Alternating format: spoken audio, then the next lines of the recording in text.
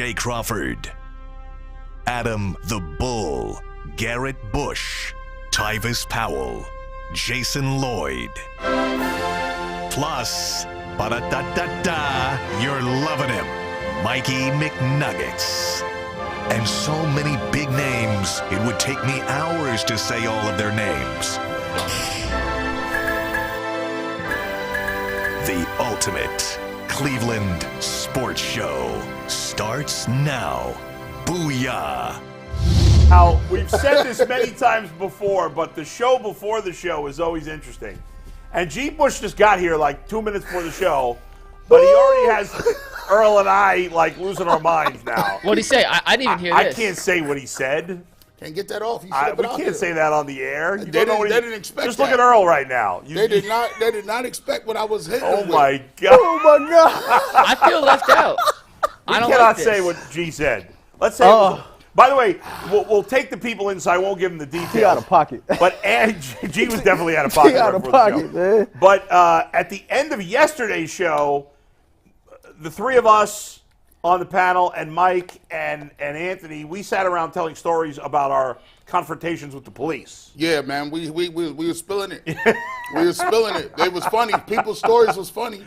Cass was getting in trouble for God. Some people was really getting in trouble, but then Yeah. some people was just being dumb, being idiots. So That's true. That's true. So a lot to get to on today's show. Could Mike Williams rejoin his former college teammate here in Cleveland? Speaking of which, Deshaun Watson will talk about his odds of winning the MVP in the 24 season. We look ahead to the start of the second half of the year. Not really the second half because you played more than half of the games. But their final 29 games for the Cavaliers gets going tonight. And we'll have some fun with Guardians home run total projections based on the FanGraph projections that were put out this week or sometime in the last week or two for the Guardians. A couple of quickies before we get started. Number one today is the 44th anniversary of the Miracle on Ice victory. If you're too young, if you don't know what that is, I mean, come on, get a little history in your life. If you're too young to remember the details, it was 1980 Olympics, the Winter Olympics in Lake Placid, New York. Leading up to that Olympics, we didn't even know for sure if the Russians were going to play. They were the dominant hockey team in the world because they were at that time they were using essentially professionals. Their players were not allowed to play in America because of the Cold War. you forget about the steroids. Well, they were doing who knows what they were doing. I don't know about steroids, but they were doing something. They had a bunch of stuff and going there on. was talk. Jimmy Carter had been talking about potentially boycotting the Summer Olympics in 80 because so it was a whole big thing. But in the end, both teams played. The Russians were massive favorites to win the gold medal. And Team USA, with a bunch of amateurs, was the youngest team that America had ever put in the Olympics. And I think still it's the youngest team ever in hockey. And they, of course, won that game. Now, a lot of people don't know this, and you guys got to be honest. Did you guys know that win over Russia? Semifinals. Not technically not semifinals. In those days, it was a round robin of the 4 teams. But it wasn't the championship. It wasn't the championship. If the U.S. had lost to, who was it, Sweden? I can't remember if it was Sweden or Sweden. I think it was Sweden, but I could be wrong about that. It might be Norway. I don't remember. But nobody remembers who they beat to clinch the gold medal. In fact, they were losing that game, I think, after 2 periods. But they could have still, even after beating the Russians, they could have not gotten the gold medal. But in the end, they did. And the Miracle on Ice, of course, the great Al Michaels call, "Do you believe in miracles?" Yes!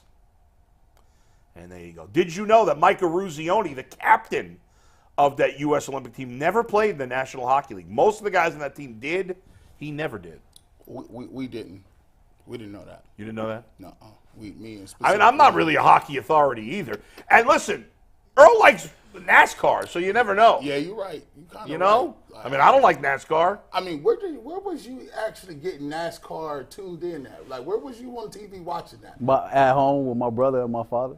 They liked it too? On what channel? On Channel 8. Like, my father was a big Jeff Gordon fan. Yeah. My brother was too. I was a Dale Earnhardt Jr. fan. So we used to, watch the races on the weekend when my dad would come on. So that's how I got into it. Dale Earnhardt Jr. Yeah, I won't watch it. Wasn't he a disappointment in his career? Whoa, boy, you out of pocket. You are out of pocket. See, this is why I'm easily triggered. See, this is why. Wait, I'm asking you because didn't it take him a long time to be, or did he? All right, he was good later. in his career, no. Right? Being very honest, he was Yeah. a great Busch Series driver. He was a Yeah. two-time Busch Series champion, but he was one of those kids who never really, held up to the standard that So that his father. Bronny James. Now he was better than Bronny. Well, James. Oh, he's wait a better than second. Bronny hasn't had his chance yet. Yeah. What about the Seth Curry? Was he Seth Curry? No, he's probably better than Seth Curry. He was better than Seth Curry. Yeah. Oh, okay. Now listen, was he Markeith Morris? Oh, I don't know about that. I don't know. But Which I one don't of the know Morris enough twins? about NASCAR. Hey, which one of the Morris twins is better? If I'm being honest, Dale Marcus Jr. was was better. very popular. He was But- probably an average driver, though. See, there you he go. was great on super speedways. Right, but he's very But he popular. was very popular, very average driver. The only reason I know a little about NASCAR is because many moons ago, when I was working in Utica, New York, in upstate New York, people like NASCAR. So I worked at a station for 3 years where I was the only host, and I was also the program director of the station. So we'd carry the NASCAR races on PRN and whatever it was called, and they actually do a really good job with the radio broadcast. So sometimes I'd be there, listening to some of the stuff, and we did a fantasy NASCAR league one of these years in 2005, 6, and I had Jeff Gordon, and I won. He had a great year. Jeff Gordon was better than Dale Earnhardt Jr., right? Yeah, he was. Yeah, Yeah, he was. of course. He had won Jeff Gordon was the he man. won four cups. See, look at that. You know Look it at you. too. Look at you, G. One other thing we got to hit on real quick. Everybody's up in arms, apparently, on my old radio station in that dying medium of radio. Damn, bro, this dude, man. There was, they were talking about cutting David Njoku. I don't know what happened. Yeah, let me clarify that because we got Yeah. tagged in a We're bunch not of talking about it because No, we got tagged in a bunch of tweets this morning. It was a clip from a PFF podcast. It was a 10-second clip out of a 20-minute segment, which I did not watch the full segment. Yeah. But any notion that David Njoku will be a cap casualty and/or has a chance of being cut this offseason is pure blasphemous. They said we're not even going to address Bull it. said it? No, I didn't. No, they didn't say I said it. PFF said it. Oh, okay. It was a They were doing a PFF podcast. Yes. And people were mad that the morning show today, and I know Ken's been sick, so he wasn't on. I don't know who was. Is Lima still on paternity leave? I was on yesterday with Yeah. Peterlin, but I don't know who who's hosted today. this It was morning. Peterlin and Baskin. Peterlin and Baskin. Yeah. It's an interesting combo. So they were, but why would anybody get mad that they were talking about? I see people on Twitter, fans, like, oh my God, why are they talking about it? Now we just don't have any interest in talking about it because it really doesn't make sense. But why do you get mad if somebody? I don't understand. There's a million things you could listen to and watch, so just put something else on. Why do you get mad about it? I think sometimes because there is Twitter, Yeah. they be feeling like you and them is the same people. We're not the same. Then I'm not just like knocking you. We ain't the same. You go to work, we go to work. Yeah. When we go to work, we talk about topics about sports. Yeah, when right. you go to That's work, it. you do things like, I don't know, file paperwork or Yeah. you're a manager. What, or, you don't do crazy shit at your job? Whatever. We all do. That's part of the game, bro. Yeah, that's like, right. why are they talking about it? Because we get paid Yeah. to talk about topics. That's it. You know what? It was a smart thing to bring up because now everybody's agitated about it, and we're referencing it even though we're not talking about it. So But that we means just they want did to know their we job saw the well. report. Exactly. We just want people to know we saw the report. They're not cutting David Njoku. You could calm down. It's out there. If you want to we look just more didn't into want it, to talk sure. about it because it didn't seem like worth Well, talking about. Yeah, I mean, it's Mike, obvious it's not gonna happen, To Bull's point, though, Yeah. I think that's a good About conversation. radio being a dying medium? No, about people being frustrated. I mean, Yeah. it's the off season. There's going to be plenty of things Yeah, I know. that's What do you talked about. do with it? But if you trigger somebody's emotions or if you piss them off, I feel like you've done your job. That's what Exactly. everybody has a different job description. Exactly. So, Our job is to entertain and get people interested. And so is it in radio and everything else. And by the way, for all the people that say, well, why not talk about the Guardians and the Cavs? Well, because when radio stations and TV stations talk about the Guardians and Cavs in this town, the ratings go down. That's the truth. You want to know the truth? That's the truth. People be lying. I listen like I'd love to talk more about the Guardians. If the numbers didn't go down the tubes whenever we brought them up, we'd talk more about them. there's like 6.5 people. And then those 6.5 people stay. The rest of the 250. Oh hell, no, I ain't watching this. But we Let me still get talk to- about those let me- things. yeah, It's not we as still- much. Let me get to some Anyway, let's get to our first real topic. Let's get to our first real topic, guys. So I'm glad we clarified that. We are talking Guardians today. We got some Cavs stuff. We got a live report from Jay tomorrow. You from spring matter, training. Mike. You matter. And thank you. You know what? So do you. I'm talking to you specifically, not the other 2,000 people out there, just you. because you do matter in today's world. And you can get buckets on FanDuel because you matter if you're using America's #1 sportsbook. Right now, new customers get $150 in bonus bets with any winning $5 bet. That's $150 if your team wins. Bet on all your favorite NBA players and teams with quick bets, live same-game parlays, exclusive props, and so much more. Just visit FanDuel.com/UCSS to shoot your shot. FanDuel, an official sportsbook partner of the NBA, an official partner of the Ultimate Cleveland Sports Show. And we haven't had any winning tickets in a while, Bull, because we haven't had any games to bet on. So I expect a bunch of people to win some money on FanDuel during tonight's Cavs second-half opener against the Magic. If you do have a winning ticket, send it to us at the Ultimate Cleveland Sports Show. Tweet it at us, email to us, and we'll feature it on the show in the coming days. Are you ready for some real football talk? Some football talk that matters, No, Bull? because I got to do two quick behind-the-scenes notes. Perfect. First, number one, we all have these boxes behind us. You see these? See this? Can we put this on camera? We all connect our headphones into these things, right? Our earpieces. You see the earpiece here?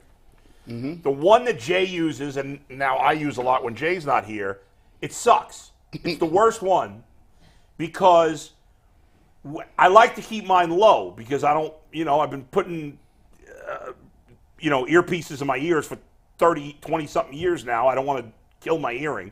So I like to listen to it low. The problem with this one is, if I have it low, I can't hear Mike when he's talking on the air. The problem is, so I got to turn it up a little more. But the problem is, Mike will occasionally, when I'm in this seat, talk to me where only I can hear. And it doesn't go on the air, and Earl and G don't hear it. And he'll, not a lot, but he talks to me once in a while just in my ear. But when I turn it up so I can hear him the rest of the time, it's so loud when you talk in my ear almost explodes. And you can't predict when I'm going to No, I don't know when you're going to do it. Yeah. So this one sucks. That's it. Number two, Mike texted me last night out of the blue and goes, "You got to bring your A game tomorrow." I don't know why you randomly texted that, but whenever I've worked with someone who will text me like, "You got to bring your A game tomorrow," that makes me think you feel like I haven't brought my A game lately. And I feel like every time I come on the freaking air, I bring my A game. Now, once in a while I don't, I'll admit that, but I know when I don't have my A game. So do you know why I did that last night, Bull? Yeah, I was I'm curious. glad you brought that up. Yeah. So I was listening to a podcast yesterday. Yeah. And it was not sports. And most of my podcast listening to sports. This was about good leadership podcast. And it was about, it's a business podcast about kind of getting everyone to buy in. And I know you're going on vacation in 2 days. Mm-hmm. And I'm not going to let you check out. No, I don't. I'm going to hold you to the highest of standards today and tomorrow. By the way, because I know your brain. I can't even hear Mike in the earpiece at all now. Ever since I picked this thing up, now I can't hear him at all. I'm not even wearing that one today. If you ever notice, Yeah. I'm always in my ear fiddling. That thing don't fit my ear, so. Well, here's how. Listen, you ain't got to worry about him checking out. You got to worry about me checking out. Hey, Bull. Matter of fact, my throat is scratchy. I need that bag tomorrow. Please do not tell me that. Yeah, so tomorrow I think I need the bag. Is your throat really scratchy? It's and I need the bag. Why is G here if his throat's scratchy? He didn't answer the phone call this morning when we tried to talk to him. Please tell me you mess with me. That you don't. But if you send me, his fist got boiled up.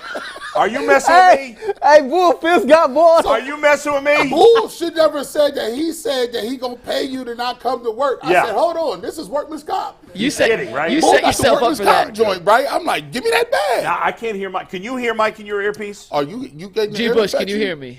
I can hear you only because you're close enough that I can hear you, but I'm not hearing you in the earpiece. Is that an ear infection? No. Oh yeah, Bull, are you in trouble? I'm fine. They might cancel I'm you. 100%. They might tell you staying home. All right. Let's get into the real Let's topic go. of the day here. Our lead topic. There have been some rumors, and these are purely speculation rumors. It's not from an official Schefter that the Browns are eyeing Mike Williams or Jeremy Fowler, who's put out something like that. This is just people connecting the dots online, and I thought it was worth mentioning here. Mike Williams out in Los Angeles could be a cap casualty. Not David Njoku here, but Mike Williams in Los Angeles could be a legit cap casualty. He has familiarity with Deshaun Watson from their time in Clemson, and the Browns are in the market for a free agent wide receiver. If Mike Williams does get cut by the Chargers, how do you think he would fit in with Amari Cooper, Elijah Moore, and David Njoku in this pass catcher's room? And would you be excited, ecstatic, or out on a Mike Williams signing? Before you guys respond, let me just say that when I was looking, I was looking over Mike Williams' stats in his life this morning. Let me see. And I said, wow, he's played a lot more games than I thought he had. He missed most of last season. He played 3 games. The year before, he missed 4 games. And then the 3 years before that, he only missed 1 game each. Now, you don't want to, but for the last 5 years, he's missed 4 games or less. So maybe he's not as injury prone as we've described him as. That being said, G, go ahead. What do you think, buddy? Man, look, man, I'm looking at these. So 2017, I think he was hurt too, right? 2017 is That's a while. That's a long time ago, though. right? Yeah. He played. He had 11 catches for 95 yards. Yeah. 2018, 43 catches for 64. He finally broke 1,000 in 2019. Only 49 catches, 48 catches for 756. There's some big touchdown numbers in those There are some big touchdown numbers. Yeah. His 2018, 10 touchdowns. 2021, 9 touchdowns. And that was his best year, 2021. And what's funny is those 2 years he had 19. He's only got 12 the rest of his career. Right. Like, Yeah. you take a look at 2022, 63 receptions, 895, 4 touchdowns. Now, if we could throw up, this is kind of disgusting because I don't like doing this. Like, what is Elijah Moore's stats? Well, not as good as that. I mean, Elijah Moore ain't sniffed on 895. I think it's around 6 something, right? Yeah. Yeah, I think that's 660. what did Elijah Moore finish with last year? Elijah Moore this season finished the something? year with 640 yards. Yeah, well, that was the best of his career. So 640. So, but 59 Now receptions. he's younger than Mike Williams. Right. So this time. But There is some time, but the thing about Mike Williams is when you say it, does it get you excited, right? You know, you know how it is, Bull. Like, you know, if you've been chasing a girl for a long time, Yeah. and you're like, oh man, she finally says yes to the date. There's that one where you're like, heck yeah, I got to get my mind together. Or it's the one that's like, she asked me to prom. Mike Williams just asked her to prom, and I'm like, I'm not. You know what I'm saying? analogy, I like that. I ain't really like excited. Like I'm Yeah. trying to still maneuver and see if Janae is trying to still go, but she go to another school, and it's kind of hard to get at her like that. So it's like, you know, I got excited about Mike. If it was Mike Evans, I'm like, oh, I've been trying to get a Mike Evans. I've been trying to get me a light skinned wavy. I've been trying to get me a Mike Evans like that. You know what I'm saying? But I mean, if the Browns make this move and Mike Evans is their big offseason splash out wide receiver, I'm cool with it, I guess. It ain't the. Oh, you mean Mike Williams? It ain't the most. yeah, Mike Williams. Okay, yeah. I said Mike Evans. Just wanna make Because sure Mike we Williams. both trying to get Mike Evans. So Mike, it's the wrong Mike. I said Mike Williams, right? No, you said Evans. I want to make sure you're talking about Williams. My though. apologies. Okay. I mean, Yeah. if we end up with Mike Williams, then, I mean, I guess it's cool. Yeah. Simply for the simple fact it's an upgrade over everything that we already have in the wide receiver room outside of Amari Cooper. Like, to put a positive spin on it, I mean, the dude is a big play threat. He gets downfield. He's a big play dude. I think he averaged like 15.5 yards per reception since 2017 or something like that. So he's a playmaker. I'm like you. I kind of thought he was more injury prone than what he really is. Yeah. Outside of last year, he's played at least 10 games in each season of his career. Inconsistent player, can be more consistent as a football player, but if the Browns was to say, okay, we're going to sign Mike Williams and you pair him with Amari Cooper, and then you got Elijah Moore possibly playing in the slot, I mean, it looks better on paper. You know what I mean? But I don't know if Mike Williams is anything that would get the fan base excited. I've always been a Mike Williams fan. I've kind of soured on him in the last year because he missed so much time last year. Especially if he's on your fantasy team. Right, well, then you kill you. Then you'd be mad. But here's the thing, guys. Let's be realistic about the situation, okay? First of all, and I know Earl, I won't spill the beans, but I know on Earl's show today he's getting into some trade topics. I won't mention any names. But the reality is, at least as far as I can tell, none of the big-time top 10, top 15 receivers that are not free, none of those guys are free agents, unless you'd say, T. Higgins and Michael Pittman are on the bottom of that list. But the rest of those guys, none of those guys are getting traded, or at least I don't expect any of them to get traded this offseason. So then you say, well, what about T. Higgins and Michael Pittman? If you sign either of those guys, we're going to be pretty excited. Mm-hmm. The reality is those guys are very likely to get franchise tagged. Yes. Very likely. I'm not 100% certain, but I think we'd all be surprised if those guys are not franchise tagged. In Higgins' case, is it possible to franchise tag and trade him? Sure, but they're not trading him to the Browns if they trade him. So to me, I'm saying none of the superstars that are under contract are getting traded to the Browns. Higgins and Pittman are probably off the board. So who's the best receivers left? Like, who are the best reasonable targets for the Browns to get? Well, okay, Mike Evans. Yeah, there's Calvin Ridley. Yeah, there's Marquise Brown. And then Mike Williams. Like, Mike Evans is a class ahead of the rest of those guys. But I think Mike Williams is in the same class right now as Calvin Ridley and Marquise Brown. You may like one or the other better, and Ridley's, I think, a year younger than Williams, maybe 2, and Brown maybe 2 or 3 years younger. So there may be reasons you like those guys more. But ultimately, I believe they're the same. They're all number 2 receivers. They're good receivers. They're not great receivers. With everything the Browns have had at that position, and outside of Amari Cooper, look at who they've added. They've added guys in the draft that to this point have all done nothing. They added Elijah Moore, who did nothing. So is Mike Williams great? No. Is he going to get me excited like Pittman or Higgins or a trade for some big superstar receiver? No. But based on what's realistically available, he's probably one of the best guys. And so, yeah, I would be more excited about Mike Williams than I was when they traded for Elijah Moore.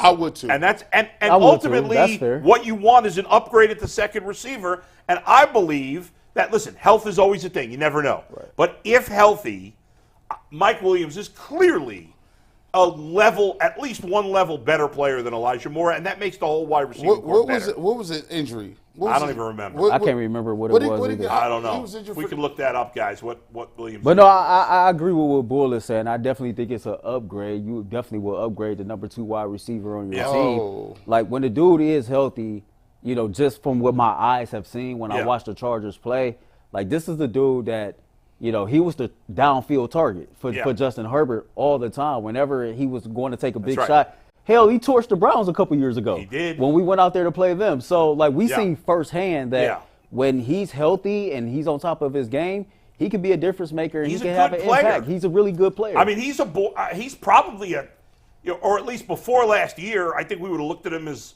you know, a bottom-end top 30 wide receiver towards the bottom. But what was his injury, Mike? So in 2020, this is his whole injury history, by the way. In 2023, he tore his ACL in his left knee. Oh, that's not great. That was this year. Yeah. In 2022, he aggravated a right ankle injury. He had a right ankle injury, missed a little bit of time. In 2022, earlier, he was helped off the field with a high ankle sprain. So that's probably the same injury. In 2020, he had lower back lumbar sprain. Earlier in 2020, he had a thigh and hamstring strain. Yeah. In preseason of 2020, he had a shoulder AC joint sprain. In 2019, he had lower back lumbar muscle spasms. In 2015, at that point, don't worry about 2015. This was in Clemson. He had a neck fracture. The bottom line is he has had a number of injuries, but outside of last year, he hasn't missed a ton of time. Yeah. Outside of last year. Now, the ACL tear is a big deal. Yeah. But I would think he'll be ready for the start of the season. He was injured in week 3, by the way. Yeah. So similar, right a week after Nick Chubb, but you would expect a full year recovery by the time the season starts. I'd be scared. It is risky. I'd be scared. I'd be scared for big receivers that really wasn't that fast. That's the point. Like, if you was already a big body receiver and then you wasn't really a burner, then you get an ACL, like, you run an 84 on Madden now. What did he run coming out of college? Do you know? 1 sec.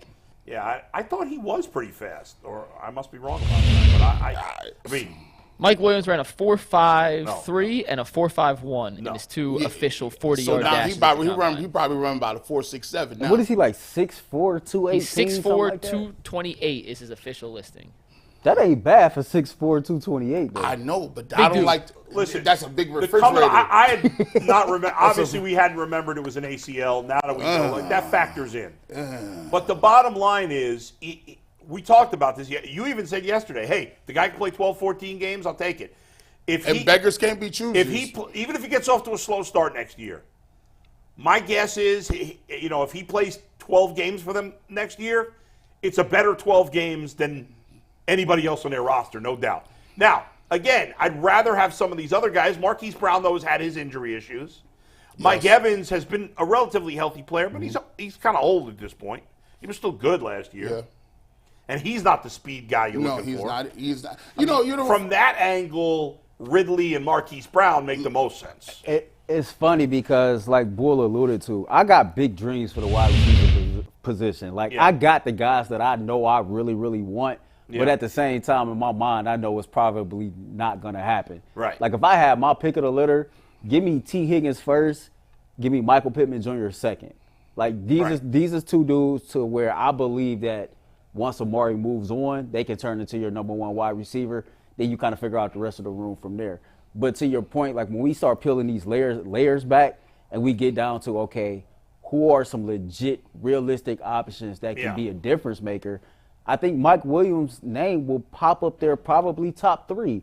Because if you look at the dudes who's realistically option that can make plays and score touchdowns and put points on the board, then that dude is one of those guys. Look at some of the other wide receivers, G. Look at wouldn't you rather have Mike Williams than Darnell Mooney? Yeah. Would you rather have Mike Williams than Gabe Davis? But see, I think they cancel each other out. I think Davis and Williams cancel each other out. I think they're the same player. But Gabe Davis is younger. I was just about to say that. Same player, but he's younger. So inconsistent. You know the problem. He played with a great quarterback. You know what hurts me the most is because this draft class at receiver is one of the best draft classes in like 30, 40 years. Like, they got ball players, bro. Like, Marvin Harrison, Roman Dunze, Malik Neighbors is a monster. Brian Thomas from LSU is crazy. Keon Coleman from Michigan State transferred to Florida State. Are they all going in the first 15 picks? They might. These guys are legit. Even if the Browns had their first round pick, they couldn't get any of those guys. Probably. Yeah, Troy Franklin is a guy at 8. Xavier Legette from South Carolina, I like him a whole lot. Big body dude. Jalen Polk from Washington is great. Rome Wilson is a dude that you know. Well, not all those guys are going to go that high. So no, they'll be in the second round. Trading up to the top of the second round might be a possibility. Do the Browns have a second round pick? Yeah, they got a second round pick. But here's the thing, though: when it comes to the wide receiver position, if we look at Andrew Berry's track record, he's had the most success when he's traded for a wide receiver. Yes. Well, like he tried to only sign. Success is Amari Cooper. I'm no just other saying. Success at that position. No success drafting the guy. You tried to sign a couple guys in free agency, and it didn't work out either. So it'd be interesting to see how he attacks, like trying to like acquire talent. I'm gonna try to like trigger some thoughts later on with that. But I mean, if we was to end up with Mike Williams, like I said, I'm not mad at it. It's just not my first option. Right. So who's your choice? Let me ask you this. We'll wrap the conversation up with this. If we take out the guys, if we leave on the board the guys who are most realistic, we'll say Mike Williams, Gabe Davis, Mike Evans, Calvin Ridley, and what's his name from the Cardinals? Marquise Brown. Can we please possibly leave Pittman on there? No. I just doesn't make sense to me that the Colts wouldn't franchise him. I just can't see that as realistic. If I'm going to go up top, of those 5 guys, who are you taking? If I'm going to go up top, I swing for the fences. I'm giving me Mike Evans. Even though Ridley and Brown are better speed guys? Yes, because he gets 13 touchdowns. Probably. This guy got 13. I mean, let's face it. Mike Evans is better than Amari Cooper. I second G, by the way. I second G. If you're going to go up top, go up top. Mike Evans is a Hall of Fame. Now, Mike Evans could go over the cliff. This could be the year he goes over the cliff. I like the thing that you just said. Like that's hard. That's a hard rebuttal. Yeah. Mike Evans is better than Amari Cooper. I mean, he is. Is that a better career? And so, like, and we love Amari Cooper. Yeah. It's the best thing we ever had. So I mean, with Amari Cooper and Mike Evans, you have 2 top 20 wide receivers. Fact. That's fact. No And question. That's no the question. only scenario. That's fact. That's the only realistic scenario in my mind where you have 2 top 20 wide receivers. So I would go with Mike Evans. So of those 5 guys, Mike Evans will be first for me, and I think I would have Calvin Ridley second. Yeah. Yeah, that would be my. I think I would take Marquise Brown second, then Ridley, and then Mike Williams. So am I being biased? The only reason I don't want Marquise Brown is because he's short, and I feel like we already got that dude. Elijah Moore is a slower version of Marquise Brown. But Marquise Brown is a much better player. He is. But and Marquise Brown. But I see you. He's tiny, man. Yeah, I hear Smallish you. He receivers. is. Go ahead, Mike. So we asked the chat real quick what they thought about the potential of Mike Williams signing. The 4 options were ecstatic, I like it, just meh, and I don't want him. 45% of nearly 300 votes are in the I like it category, second most in the meh at 37%. So in that middle 2-3 range. We're going to move on to our next topic here tonight. Mike Williams. Tonight at 5 o'clock, the Ultimate 216 show is back, and Earl has told me some of what he's going to do. Oh, my God. And I promise you. Don't miss this. That's a bad picture. It's going to be spicy. I don't like that picture. That is not a good picture. You're right. Earl does not like that. I just grabbed the first one I found. Oh man, come on, man! You should have checked with me first, man. You got me looking bad out here. So this is the don't like Ultimate it. Take that 216 down, show Steve. with Take a that down. much better looking Earl the Pearl in Yeah. reality that airs at 5 o'clock tonight, so make sure y'all tune in to that. All right, guys, the MVP odds for 2024 have come out. Yeah. And we use FanDuel because it's America's #1 sportsbook. It's the only sportsbook we use here on the Ultimate Cleveland Sports Show.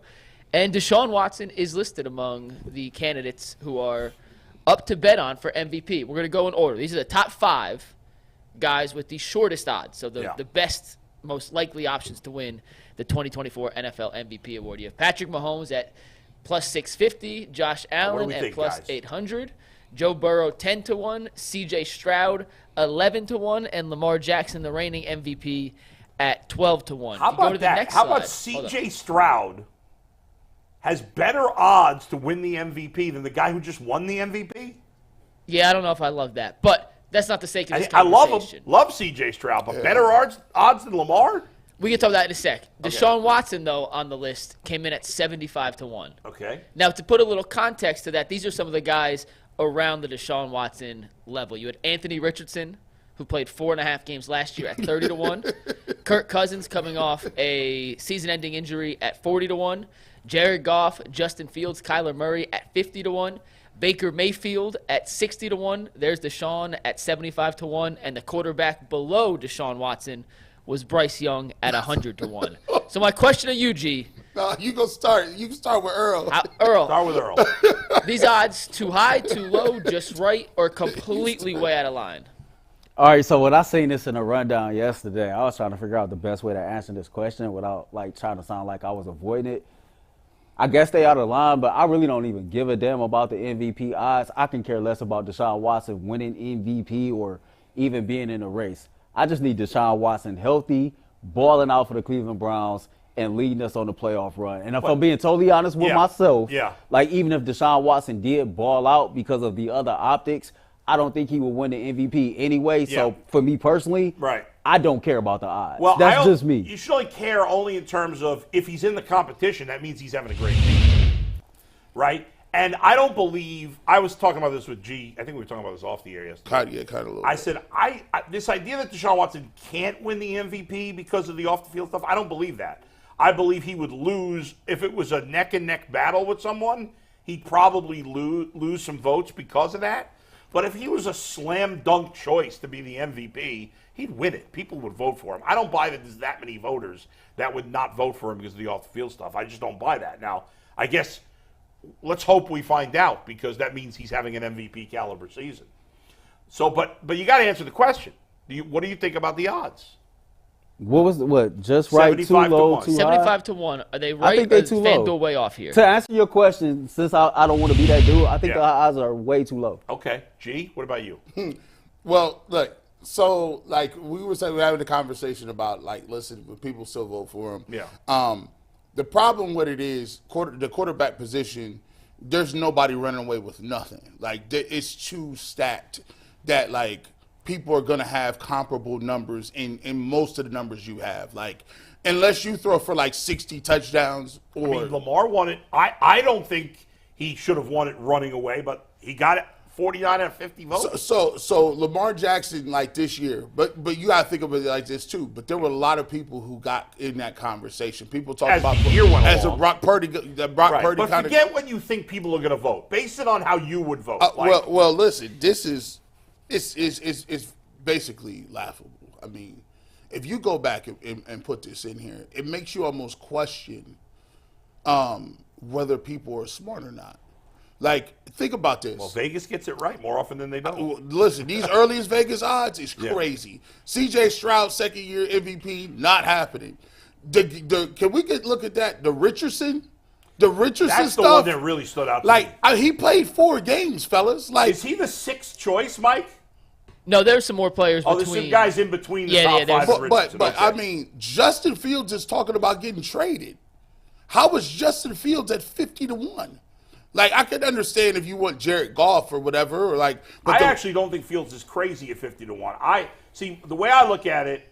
I think of this group, okay, I would actually put Goff and Watson and maybe Cousins towards the top of this group. Whatever number that should be, whether it's 40, I would say probably 40-1, something like that, 35-1. I don't know why Richardson's 30-1. That's insane to me. That makes no crazy. sense to me. That's No sense. crazy. Like- But remember, sometimes the odds are what they are because of how people are betting.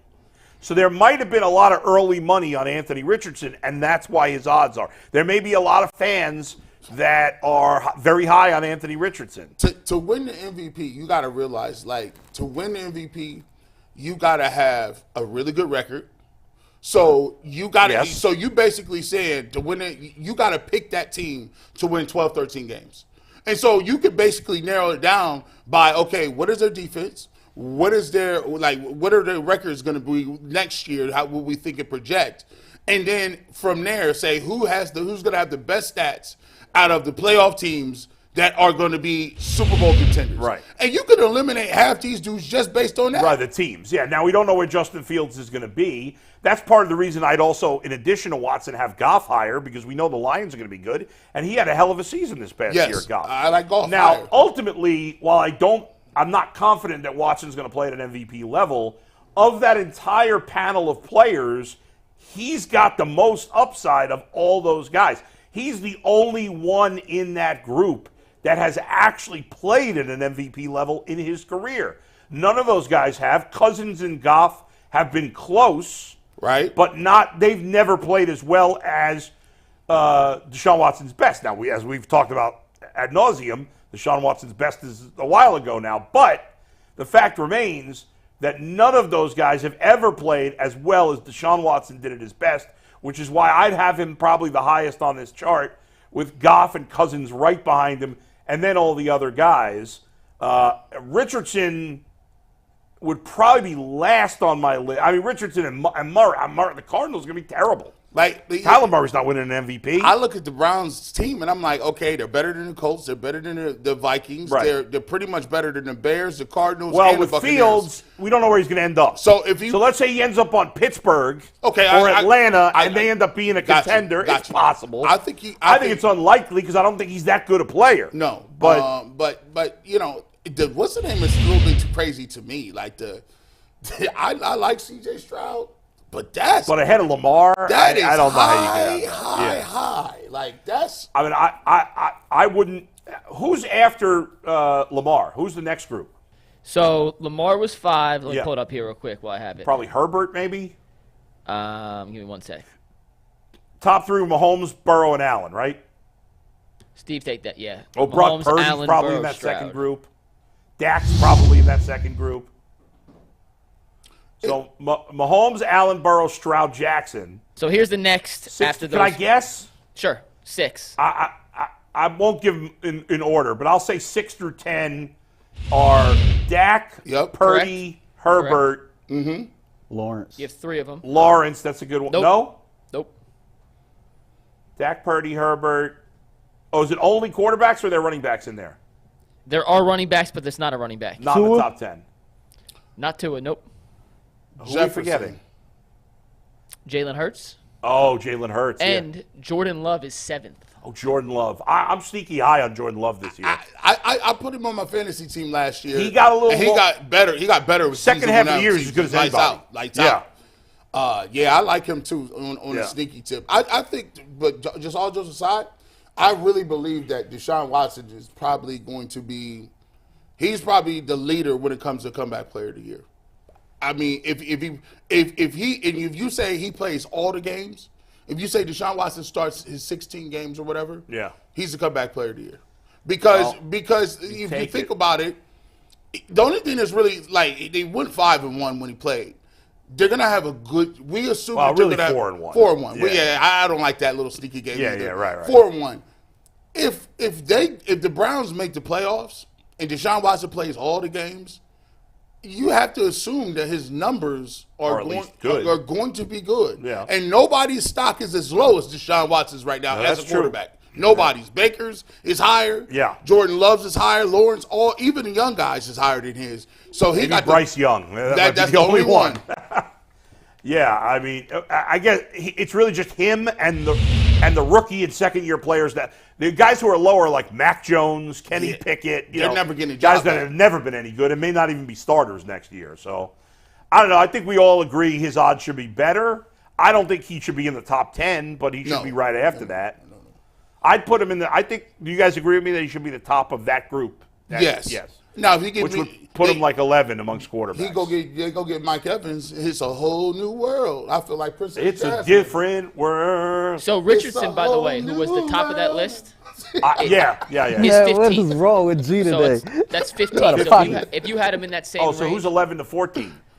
Stafford's 11, Tua, Rodgers, and Trevor Lawrence all tied for 12. I mean, I think that's fair to have those guys ahead of Watson. I would have him 15th in the odds. That's by the way, pretty good considering what he's done the last couple the of years. world hates Tua. They're never giving him. Why does everybody hate Tua so much? They are not giving him no What Tua love. do? Like they just like if Tua throw for 6,000, they're not giving That's him. true. They're not giving him nothing. Tua is the most hated quarterback that has no off-the-field issues I've ever None seen. at all. They just, It's not like he's gotten in trouble or he done anything bad. Everybody hates him. Like- He looks ugly. His throws are ugly. yeah, Well, because the lefty, he just everything's Yeah, but backwards. like Boomer looked good. Boomer was a good-looking lefty. Did you guys ever see G. Bush? Did you see the clip of Tua where they reversed the video so it looked like he was throwing righty? You Yeah, guys see, and it looked. I swear, it's a 100 mental thing. I'm a lefty, so I am pro lefties. It looks so much better righty. But because man, like, and then Tua's gear is nasty too, bro. It's nasty work. Like he got a gunner's face mask, bro. Like he looked like he's the dude that used to have to go down and break up the wedge busters. Like the dudes that just kamikaze themselves. Yeah. He got this gap in his face mask. It's nasty. It's big. I don't understand. And he be wearing regular. He's not swaggy enough. At all. Wearing cloth. He has one taped ankle. I don't care if your other ankle ain't hurt. You better tape both of them, bro. That looks nasty out there, bro. Who can give Tua swag lessons? That's what we need to know. Dion, that's it. Maybe they need to work. Maybe he needs to work with Deion. Swaggiest quarterback Mike Vick, Swaggiest quarterback in the league right now. right now? Lamar. No. Lamar Maybe. Jackson do got a dark visor on. Or Joe Burrow. Joe Burrow's, he's Joe Jalen Bur- Hurts' shoe game is Yesterday, his cleat by game the way- is nasty. Jalen Hurts. By the way, off the air yesterday, because I was just about to say this about Joe Burrow, but I got to give the context. So off the air yesterday, we were having this conversation, and Earl said a very nice thing to me. He goes, "You're invited to all the black barbecues, yes. right?" Yes. Which was a very nice thing to say. And I was like, and then I was just thinking, well, Joe Burrow's also invited to all the black What do you barbecues, mean? isn't he? He threw the cookout and barbecue, and Yeah. all the black people came. That's Yeah, how much. that's another level. That's another. He's like, yeah, come on over through.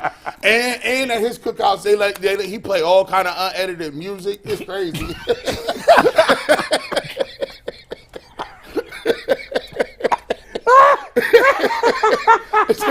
That's another level of comfort, bro. Yo. Like, yeah, we going over to Joe's house, man. I almost spit water all over the place. Y'all crazy. Joe be out there in them ones. Hey, Joe, He listen, be in them orange and black ones. Them boys be looking tough, too. Is Joe Burrow the swaggiest white player Yes. since Joe Namath? Yes, listen. Yeah, I think so. Yeah, what are you talking about? He had Justin Jefferson and Jamar Chase on his roster, and they like, oh, he I'm like. trying to think of another And he was at swaggy white LSU, dude. yeah. And he He was know at all about LSU. swag. Well, yeah. while you're thinking of swaggy white Wait, has dudes, there ever been a swaggy white dude in the NBA? Of Jason course, Williams, you yeah, just white said it chocolate. last year. Chris Mullen, you said it out there. Oh, Chris show. Mullen was kind of Chris swaggy. Mullen Yeah, had that's a white true. chocolate, yeah. I don't have to That's forget a about my terrible guy. question. Yeah, white chocolate Terrible too. question. White So dude, we too. asked the chat before we move on. We asked the chat. Deshaun's MVP odds 75-1. Too high, too low, just right. What do you think the chat voted? Oh, low? 99% too low. G? Don't look, because I see you on your phone. He cheating. Low, too low. Earl, what do you think? Too low. 46% of 271 votes, just right. Wow. 21% or 24% too high, 31% too low, but nearly a 50% vote for just right. Well, that goes to we have a lot of fans that don't like Deshaun Watson. I'll be No, telling- I ain't gonna say that. I'm gonna Yeah. say this. I think the chat just don't give a damn. I think they have Nah, the same mindset I have. I No. think they just want to see Deshaun They- Watson. if they voted, play they do great, give a damn. And the Browns like just go win. Like I mean, we were obsessed with Myles Garrett winning the Defensive Player of the Year. We talked about that a million times. Anyway, go ahead, Mike. What do we got next?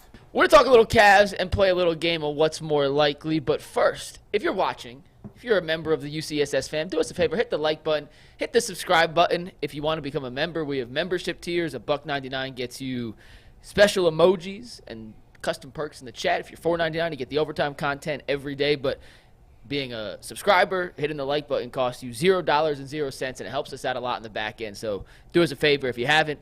Make sure you hit the like button and become a UCSS subscriber.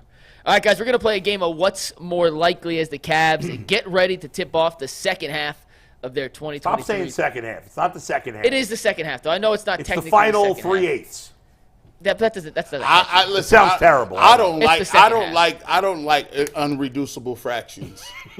I'm with you, G. I don't. I'm with That you. 3/8. I'm like. That just seems. I don't disagree. Yeah, That's it's true. nasty work. It is an ugly number. So they play the Magic tonight. We'll break down the game tomorrow. There's one question for tonight's game. The other four are kind of big picture questions for the Cavs. So this is what's more likely. I give you two options. You have to tell me what's more likely. So By the way, first Paolo one, Banchero seems pretty swaggy too. No, Paolo. Oh, definitely. He's Definitely. He got a funny game. I like his game, but He's really good. he's a big he big, bro. Like he's a big small forward, power forward type. That he's nice. Are we using our heads for this? No, that's for the home runs. Oh, right, For the right, home okay. runs coming up. But this is just a what's more likely you'll discuss. I give you Okay. the two options, and you guys decide So we're what's more deciding likely. as a team. You can do it individually. You can disagree. All right. But the first one is for tonight's game. The other four are for the Gotcha. big season, big picture outlook. So for tonight's game, what is more likely? Darius Garland scores at least 33 points, or Evan Mobley scoring at least 25? What? I'm got some action down on this game. I like doing the Cavs versus the Magic because there's a couple people in the Magic I like putting a little cash down on a parlay. But let me talk about this. Evan Mobley is way more likely to get 25 than Garland. That 33 is not coming back. He don't got the rock like that. He ain't gonna be in the game like that. You said that 33 ain't It's a coming tough back? one. That ain't coming back. You think it's easy between Both this? players, by the way, are no longer under minutes restrictions, Yeah, I according saw to head that. coach J.B. Bickerstaff. Now Mobley averages what per game during the season? Like 15? About 16.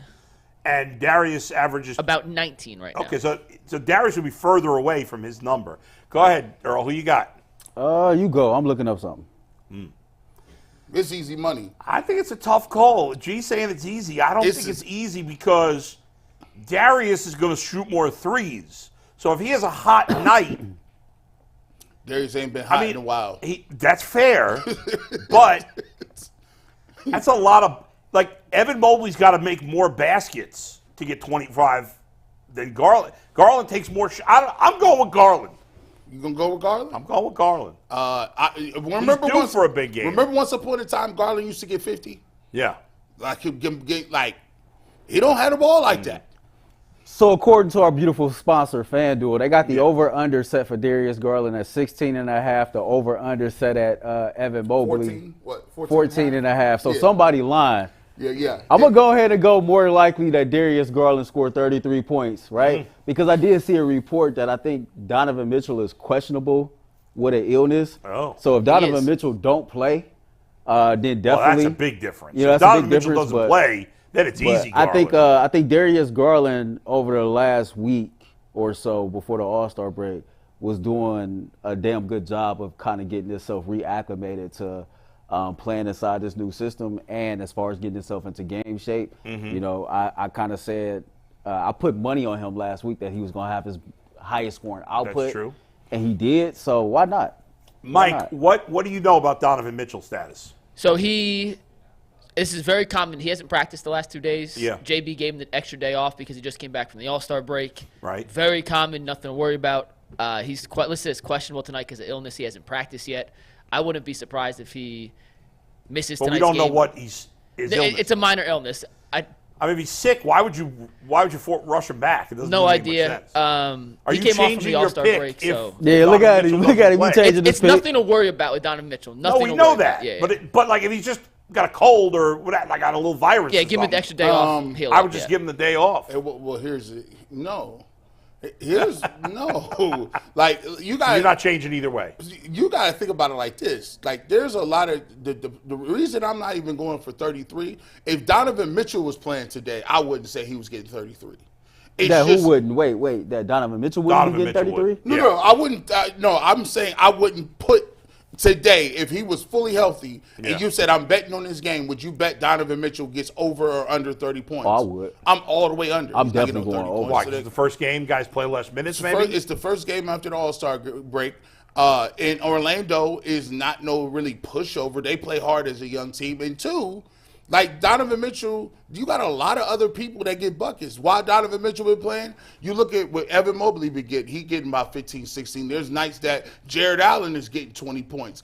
And not to mention, they got people, Karis LeVert coming off the bench with the green light. You already know Strus is jacking up threes. Everybody shoots now. So it ain't like it's going to be like, yeah, it's just my show and I'm going to dribble. No, they got a lot of bunch of people coming in and shooting. All right. I bet on the Cavs all the time.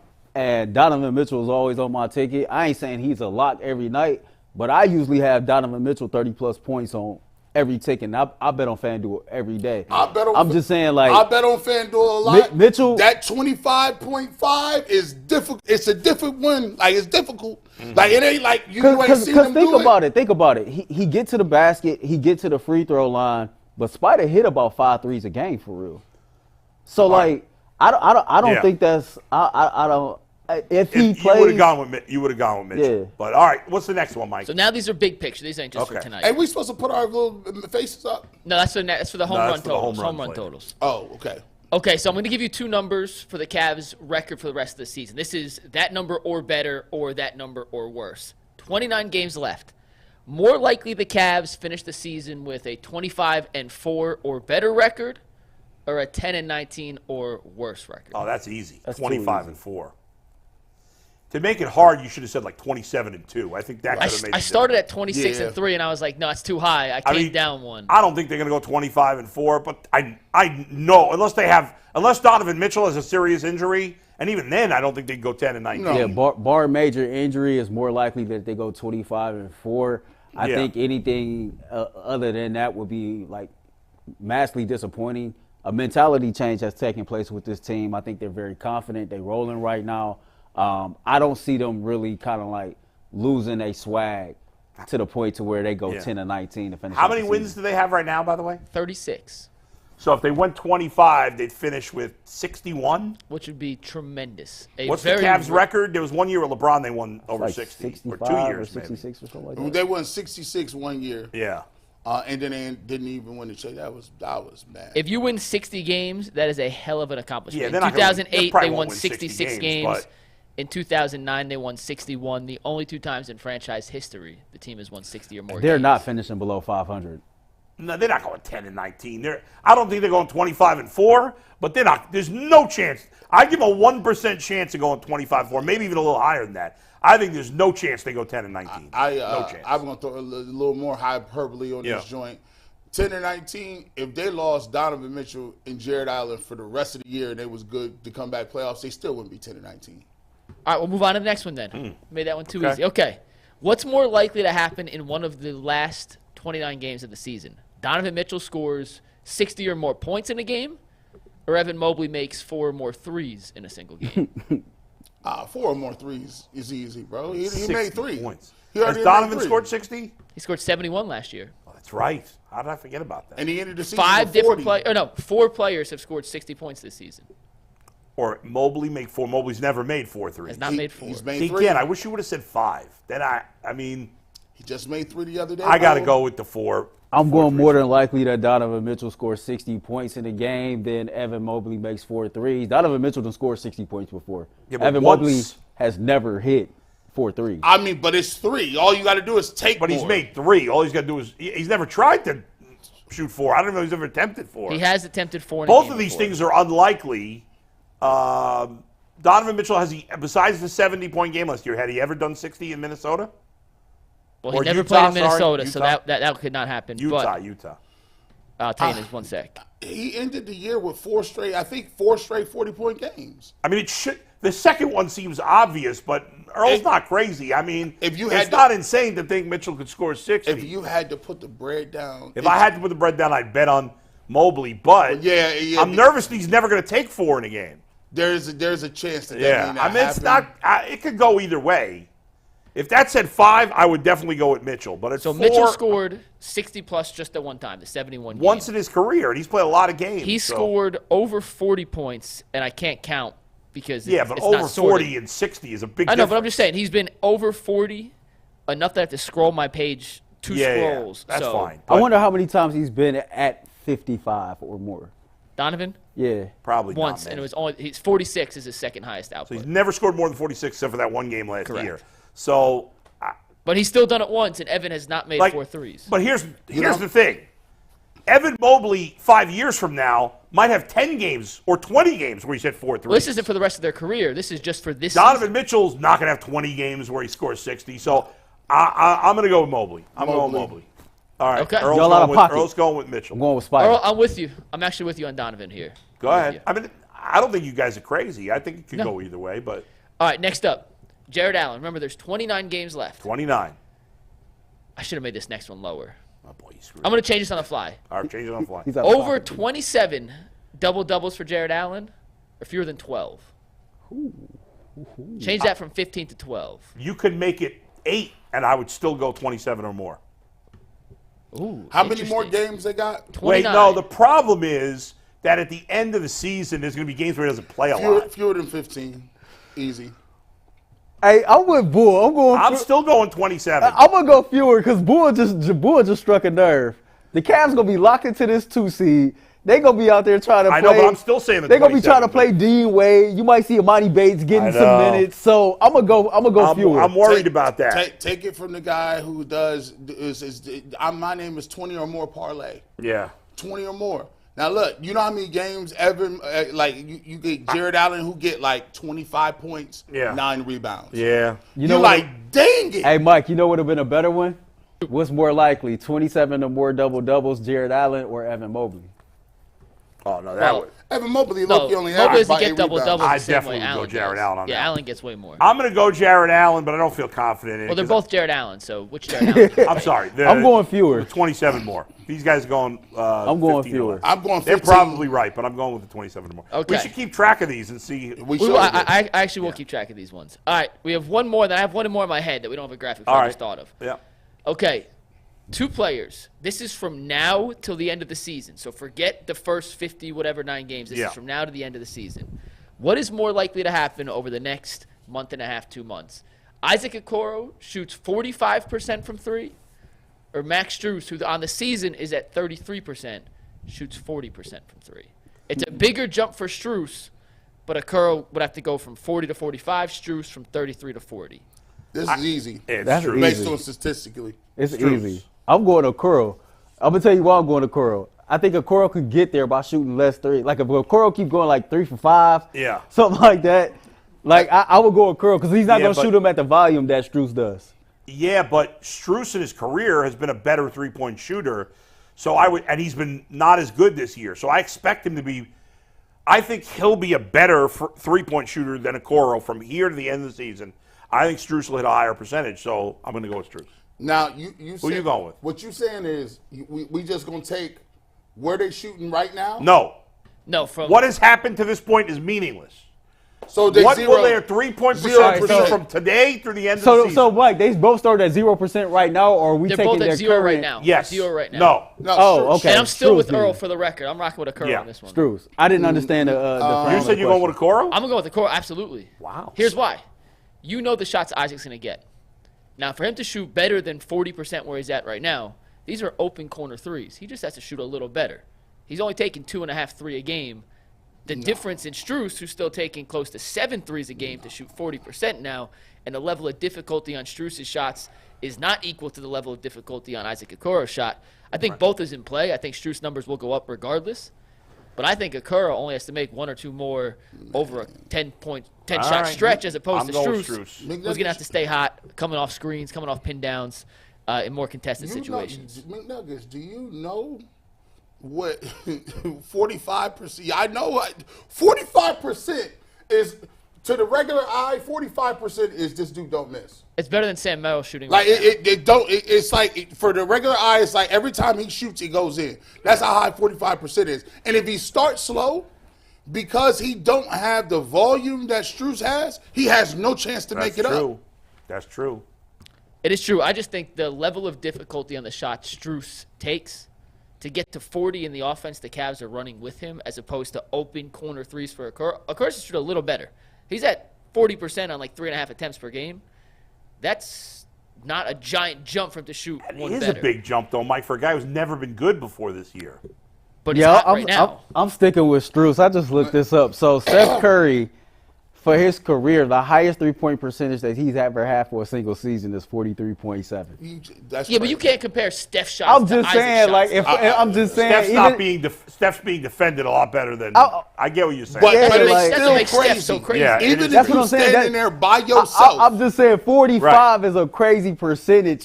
True, but if every 3-point attempt by Steph was the type of attempts that Okoro's getting, he'd probably shoot 73%. Yeah, 70%. But Steph out here like Dame shooting from half court. He got 2-3 people on him when he's shooting them. Yeah, like, right. That is why he's the greatest shooter in the history of basketball, and there's no argument. He does Except for coming Larry off the Bird, dribble. but okay. Him shooting 45% from three the rest of the year is like saying Miles Straw is going to hit 6 home runs in the month of April.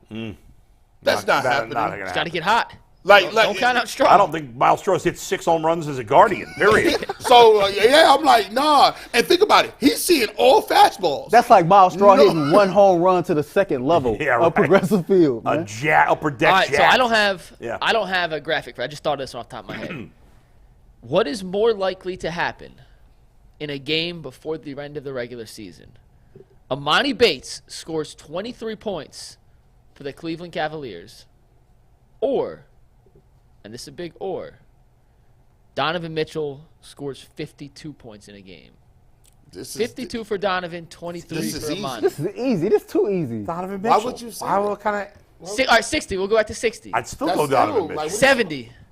No, 70 is If I told you crazy. Spider going to score 52 points Friday against the Sixers, would you believe me? Is Amani Bates going to play enough? I mean, I do think, he's going to get – he hasn't used enough games yet. They have to play him down the stretch. right, but he might not play a lot. But in a garbage time game, back-to-back But there may be, guys. like, the last game of the regular season Right, he's going to start. where he might play it. So if once he gets to 70, I think I'll go with him. All right, 65. We'll split the difference. 65 or 20 for Amani. 20 for Amani, 65 for 65 Donovan. is a lot of points. I'll go 20 for Amani. I just needed Bull to hear. I needed to hear Bull say. Well, taking I Amani. mean, listen. He was trying to Right trick now you he's not into an picking Okay, Amani. no.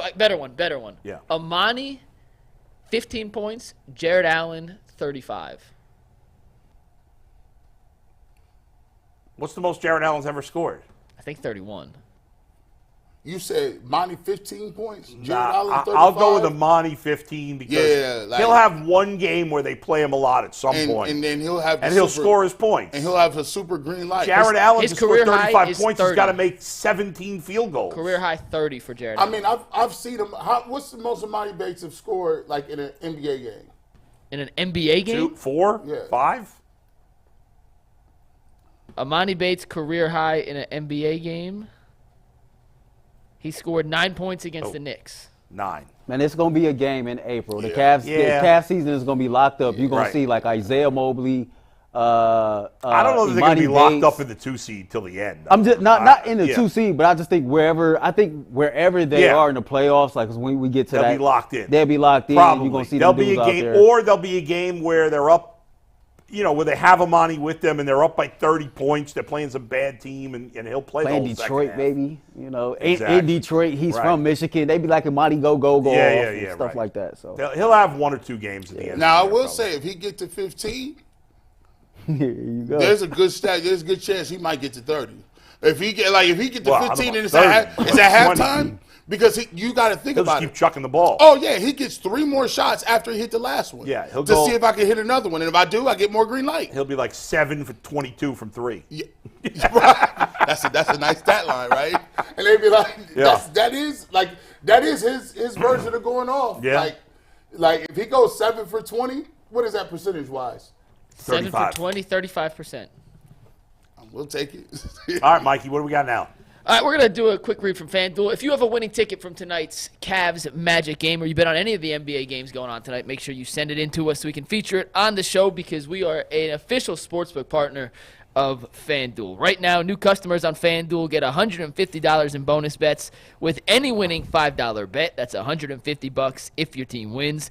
You can bet on all your favorite NBA players and teams with quick bets, same game parlays that change with the live updated stats, exclusive props, and so much more. Just visit FanDuel.com/UCSS and shoot your shot. FanDuel, an official sportsbook partner of the NBA. Mike, before you put the next topic, let me just say to fans right now, there are thousands of you watching the Ultimate Cleveland Sports Show live with us at 12:05 in the afternoon. There are many more of you that are watching this later today or tomorrow or maybe next week.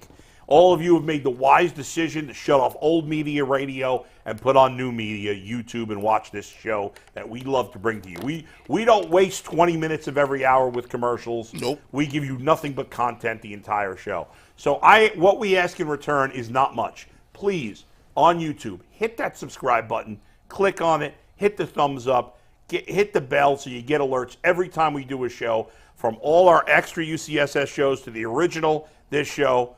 Get those alerts, and please subscribe. It costs you zero money. Please do it. Thank you. Go ahead, Mike.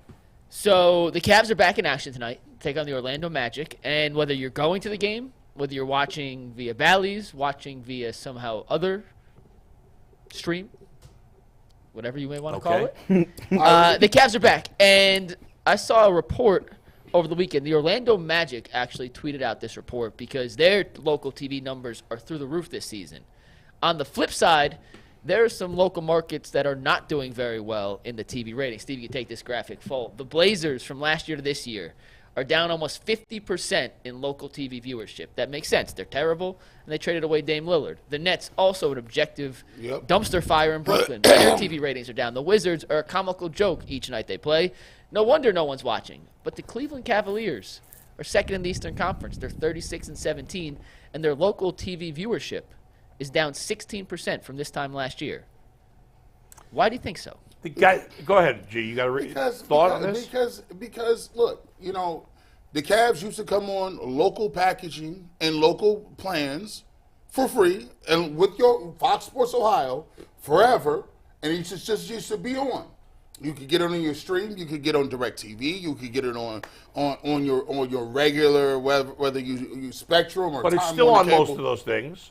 No, it's not. It's on DirecTV. It's not on YouTube TV. It's not on YouTube TV. That's correct. So, and you look at it, and then now they put it on the Ballys app, right? Yeah. You got to have Ballys. The Ballys app is trash. It crashes all the time. But last year was the same thing. Why is it down from last year if that was the case? Because not only last year, Cavs had some excitement. They got Donovan Mitchell in the beginning of the year. They had a really good year. Then they got smoked in the playoffs. Yeah. Then this year starts, and the Bally's app is horrible. You're like, man, like there's no bells and whistles to it. Bally's ends up folding and closing. There's games where I tried to watch it. I purchased the Bally's app, right? Can't even open it. Wouldn't even open it. That's like ridiculous. It's crazy, and I'm like, people like it just seems like an empty app where they put no infrastructure into it. There's no IT. And like, you know, I bet you the Guardian stuff is down too. Man, What do you got, Earl? How I see it, I look at it like this. In everyday households, the cost of living is going up. Meanwhile, like the money that's coming into your household is not meeting where the cost of living is. And so families are prioritizing and budgeting on what's important.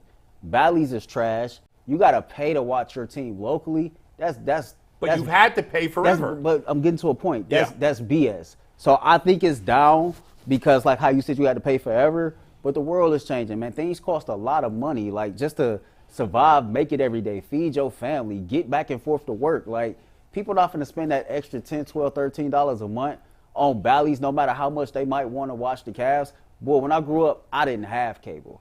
Matter of fact, we didn't have cable in my household until I was like 15, 16 years old. It was other things that was more important.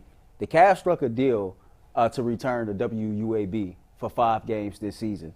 And that's where the Cavs used to play at all the time. I'll be curious if those games have better ratings. I honestly believe that the Cavs should be able to be viewed on local television all the time, right? I do. I think all their games should be on like 19 Action News, which is the new WUAB. That's where all their games should be at. Or it is really unfair. Or even better, be on WKYC, baby! I just think it's unfair for this team to be this damn good, Yeah. and the fans can't even engage in it and take part in the excitement because they possibly can't afford to do so. Now, obviously, the affordability of having a cable package or a satellite package or just the Bally's app is a factor. I don't know.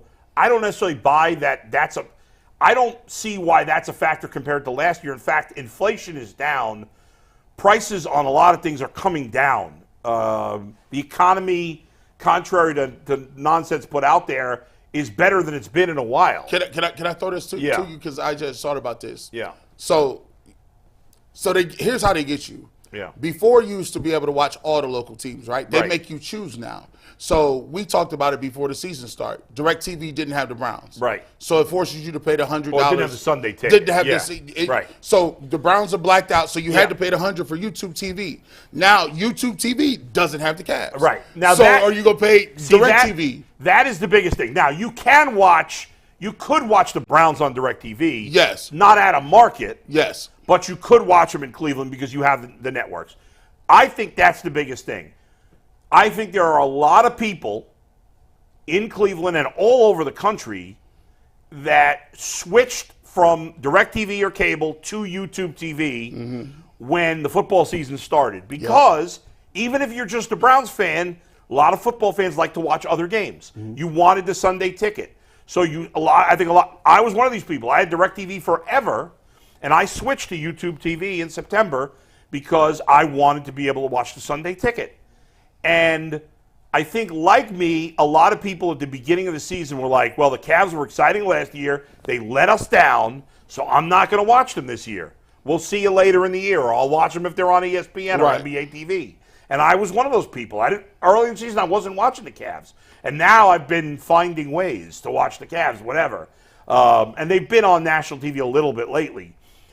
But when I come back from my vacation, I'm going to get direct. I just canceled my YouTube TV. Right. And I'm going to get DirecTV again because I want to watch the Cavs, and obviously I want to watch the Guardians. I legit don't think there's no wrong answer here, right? I Well, think because it's a combination of things. it's a combination of things, because to like what Bull alluded to, right? Let's say you're a person who just checked out, didn't have no faith, but now you are excited and you do want to watch, but you can't afford to. Yeah. And Right. So now you still can't watch, right?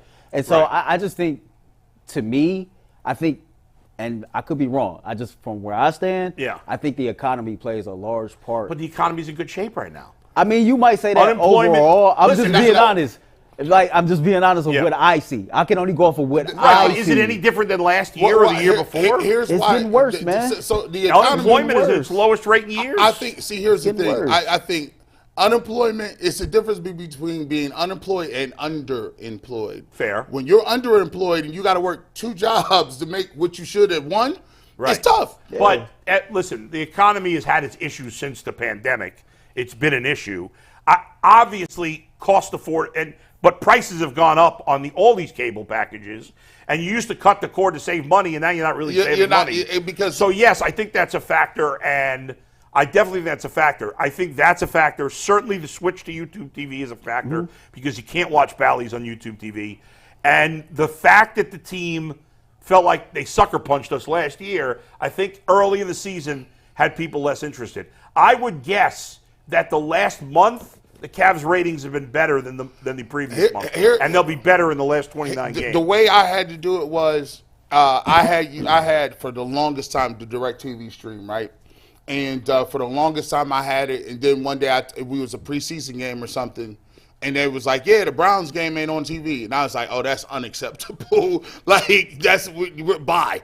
So, but I pay the cable and the sports package, you know what I'm saying, so for my dad. Like they're on a fixed income, like he's not about to spend $300 a month on crazy. On just watching games. That's all the heck he want to do. He retired. Yeah. So it's $19.99 for the Ballys package, right? So you pay that to watch the Cavs game. YouTube TV is probably like $89, and that's just a regular package. That does not include the Guardians. That only includes includes the Cavs. Guardians. The minimum you could spend for like Fubo or DirecTV Stream to get the Cavs and Guardians is like about $100. It's That's about the 100 in minimum. there. So and then I'm doing what you're doing now. You actually have to be active. You can't just sign up for something and just take it. Right. You got to right now. There's a lot of people who say they don't want baseball, but the Ballys app gives you more bang for your buck because for $19.99, think about how many Guardians games you can I don't watch. know that you can watch the Guardians on the Ballys app, believe it or not. I did last year. You did? Yeah, I did last year I got the Ballys app and I was able to watch it. But The Ballys app sucks. it's all you It's got. the worst. I also got T-Mobile, and then Yeah. T-Mobile does these like T-Mobile perks, T-Mobile Tuesdays. Yeah. And I know last year they gave away a free year of MLB TV. They've been doing that for a long and time. typically, like the local games are blacked out, but the Guardians games were not they blacked weren't. out. And by the way, I just now thought of something too. Yeah. And this I like these good conversations about economics and stuff. Here's the thing. YouTube TV, okay, you ain't got it, but YouTube has the best thing in the world. You can watch a 10-minute recap of Major League Baseball games or a 12-minute recap of basketball games completely free. And you're not missing nothing. Yeah, really it's much. whole- A lot of people are going on and say, okay, well, let me just check the recap. Yeah. They give you the big plays, the major plays. They give you the crunch time plays. Plus, they cut out all the other garbage. MLB needs to have, like, there's an MLB extra innings package, Mm-hmm. but usually the local team is blacked out when I've gotten it Yes. through DirecTV. You're That is- saying through T-Mobile it wasn't? Last I was year- thinking about switching to T-Mobile just to get that package. Man, forget free. that. It's the 10 to But I don't 15 like cent off the T-Mobile. gas. I get the gas perks like every Tuesday. I've had Verizon But- since the beginning. I'm afraid to switch. You know, like I try not to. I'm an emotional dude, right? And so a lot, No. so a lot of my takes come from off that. Emotional? But it'd be like, man, I get the whole dollars and cents when it comes to TV deals Yeah. and things like that. I don't know what the Cavs TV deal look like next year, Yeah. but whatever TV deal that they strike up, they need to have something in place to where Cavs fans locally in Cleveland, Northeast Ohio, can watch Yeah. every single Cavs game Well, on local TV. You know what the thing is? This shouldn't be a thing. Some teams have started doing that. Yeah, this and shouldn't be a The thing. Phoenix Suns Yeah. are trailblazers in that category. When Matt Ishbia bought the team, Yeah. he said, I want everyone to be able to watch the product. So I don't know exactly, and excuse me, this is not 100% like word for word how he did it, but I believe he bought a bunch of over the like antenna 11.1 channels, and the Suns games are broadcast just over. If you have an antenna, So like funny, he has his own channel? but it's just for the Suns. It's like yeah. they were able to make the Suns games Right. available Well- to anyone who wanted to watch without having to pay for an app or without having to have But an NBA TV. I would think that, and I don't know enough about this, but I would think that if they said, "Hey, we're going to put the Cavs on whether it's us here at Channel 3 or Channel 5 or 8 or 19, that you could charge more to advertise on those games because more people will watch." I never understood. This is where we need Jay Crawford for. I never understood if you're a billionaire and you control this team and the messaging, why would you not have your own channel? Yeah. And charge for just Well, yeah. advertising, like Right. because you get Well, the product away for free. Right. So, some teams Bull. do. Can I- It doesn't always work. The Cubs started, like the Yankees have had their own channel for a while. The Cubs started their own channel the pandemic year, and I don't think they're making a ton of money on it. Plus, believe it or not, like I can't get the Cubs channel in Cleveland. Like, why would you not have it that I couldn't get it? But I never understood why everybody like here we always got the Braves games right on TBS and the Cubs on the WGN. Cubs. So I anymore. was confused. Like to me, like there was games where we couldn't like if we wasn't watching something. That's why everybody knew what the Braves was like. Everybody knew the Braves roster. Yeah. Like I'm like, why is the Braves and the Hawks on all the doggone Yeah, time? right. So I mentioned the Suns. Yeah, So this is the timeline. So Matt Ishbia bought the team. yeah, They were being broadcast through Diamond Sports Group, which is Right. part of Ballys. Yeah. Matt Ishbia said, no, not doing that. Cut ties with them. Fired them. They're now broadcasting 70 of their 82 games on Gray TV, which is their local affiliate. That's awesome. And here's the better part. The Suns had a link on their website that Arizona residents could click, and the Suns would ship them a free digital antenna to their house wow, to get the game. that's So amazing. it was broadcast via bunny ears, but you could get said bunny ears if you didn't That's- have it. that's a through great the owner. Suns. That's Yeah. a great owner taking care of his fans. Now, And it's he's also probably for making Mercury, money yeah. in the long run, but who cares? If he's taking care of the fans, we don't care if you're making money. You know, it's so crazy, Bull. Like I just don't maybe it's progressives, right? Yeah. Maybe it's just the mindset. If you have $4 billion, why are you still talking about making millions?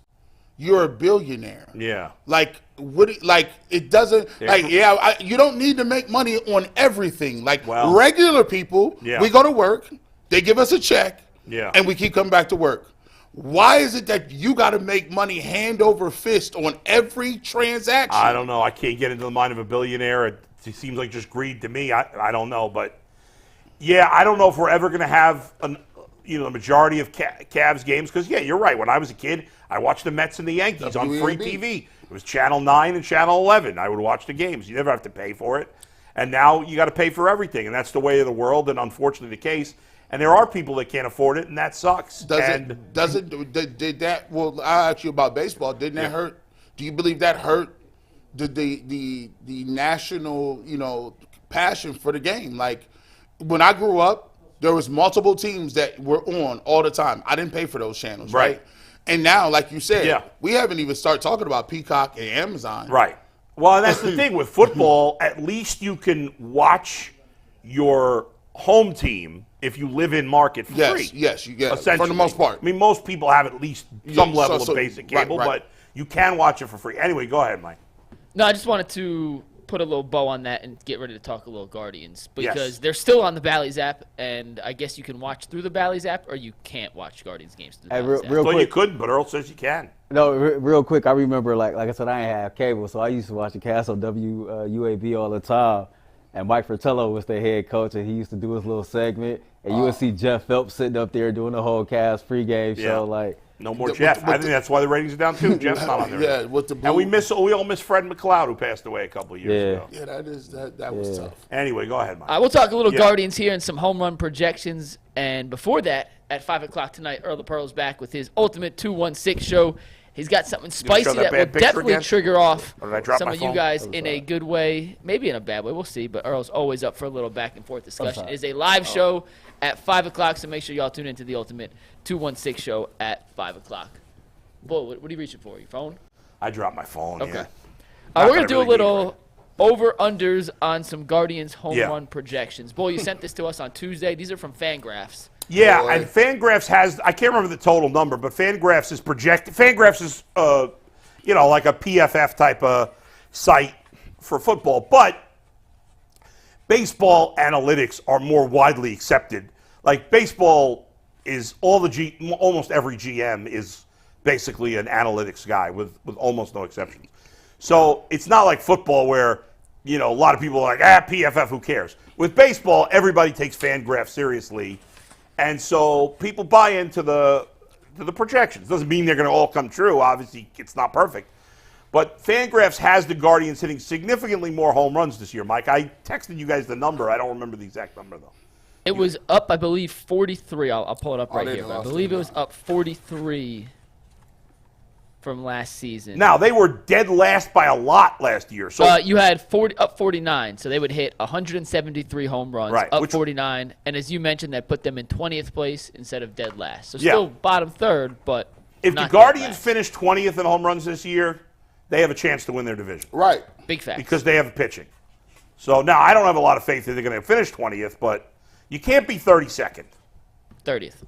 Or 32nd. It's not. There will be 32 teams in baseball eventually, but not yet. Go ahead, Mike. So we're going to go player by player. This is all according to Fangraph projections. If you like the over on the home run total, it's a happy face. If you like the under, it is the mad face. We should probably let people know that Earl doesn't have his own faces, so he's going with. There's Brad. You got the OG.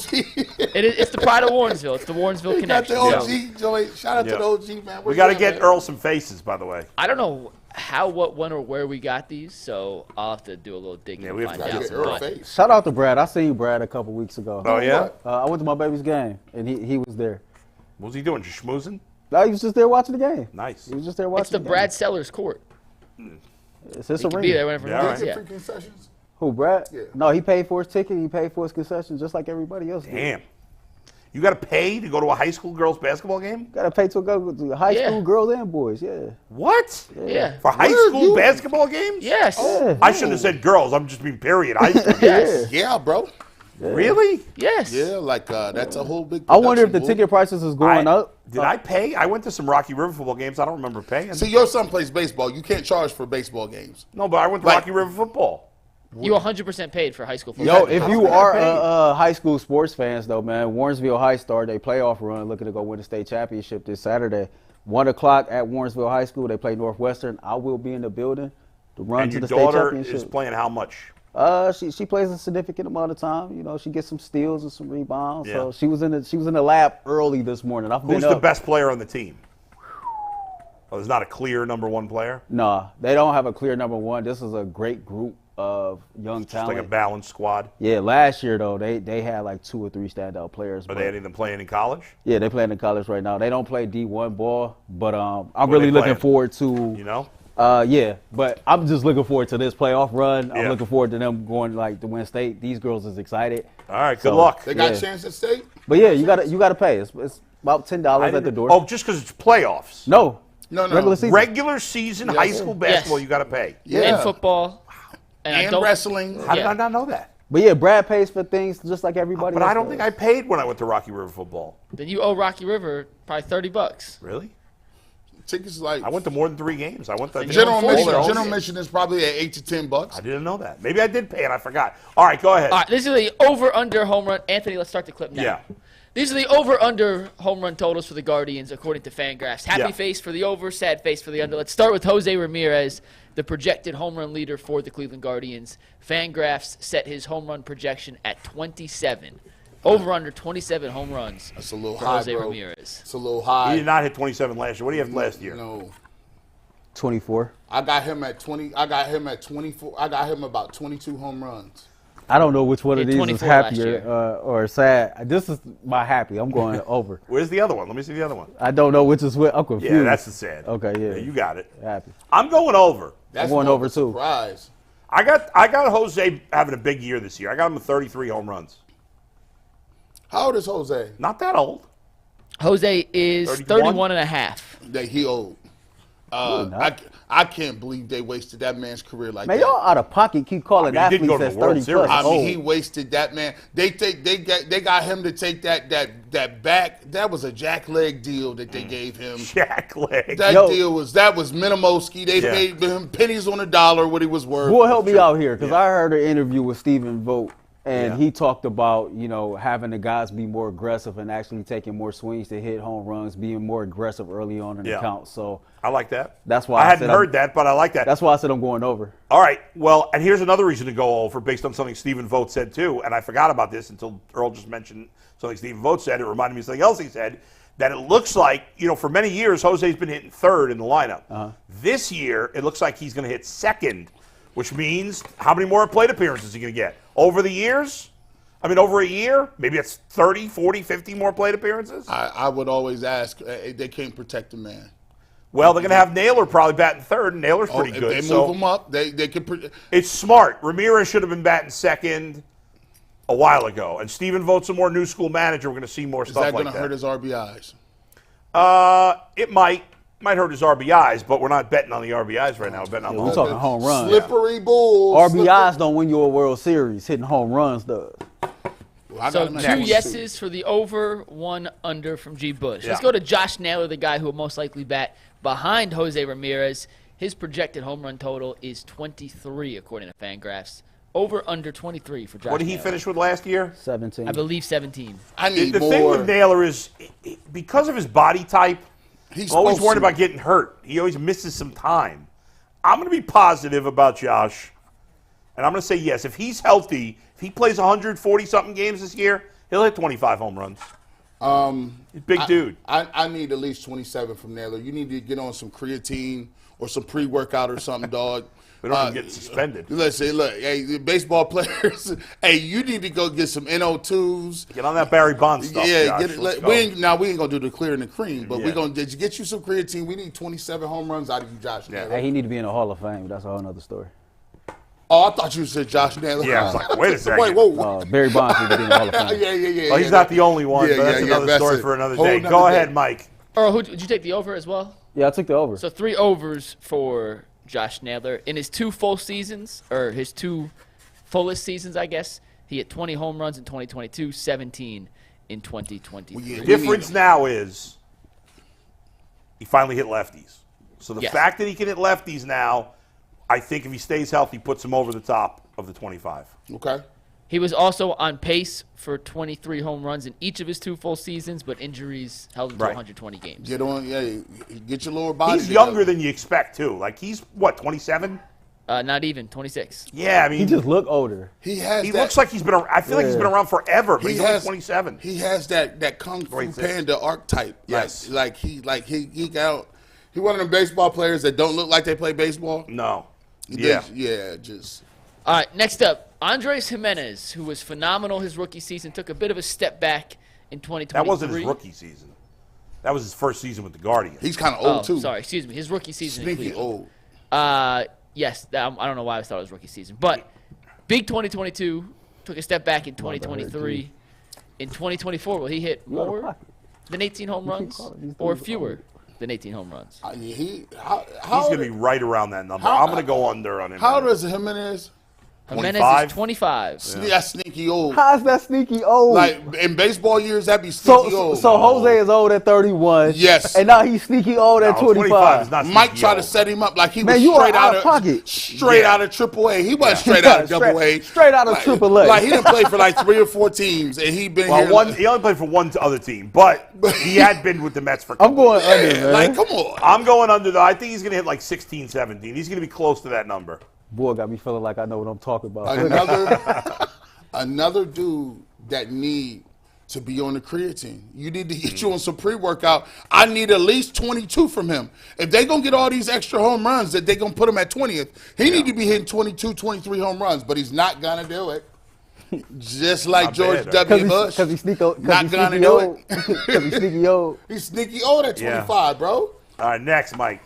Next up, Ramon Laureano, who could be a starting outfielder. I think he's expected, right? That he'll be one of the starting outfielders. We don't have any official word from Stephen Vogt. I only know Francisco Liriano. You out of pocket. I'm going under. What about 17 for Ramon Laureano? I'm going under. I got no faith in this guy. My man hit 3 home runs last year. Well, I hit more than that, no? Or 3 for the Guardians. He hit 3 for the Guardians. Hey, I don't. How many total home runs did he have last year?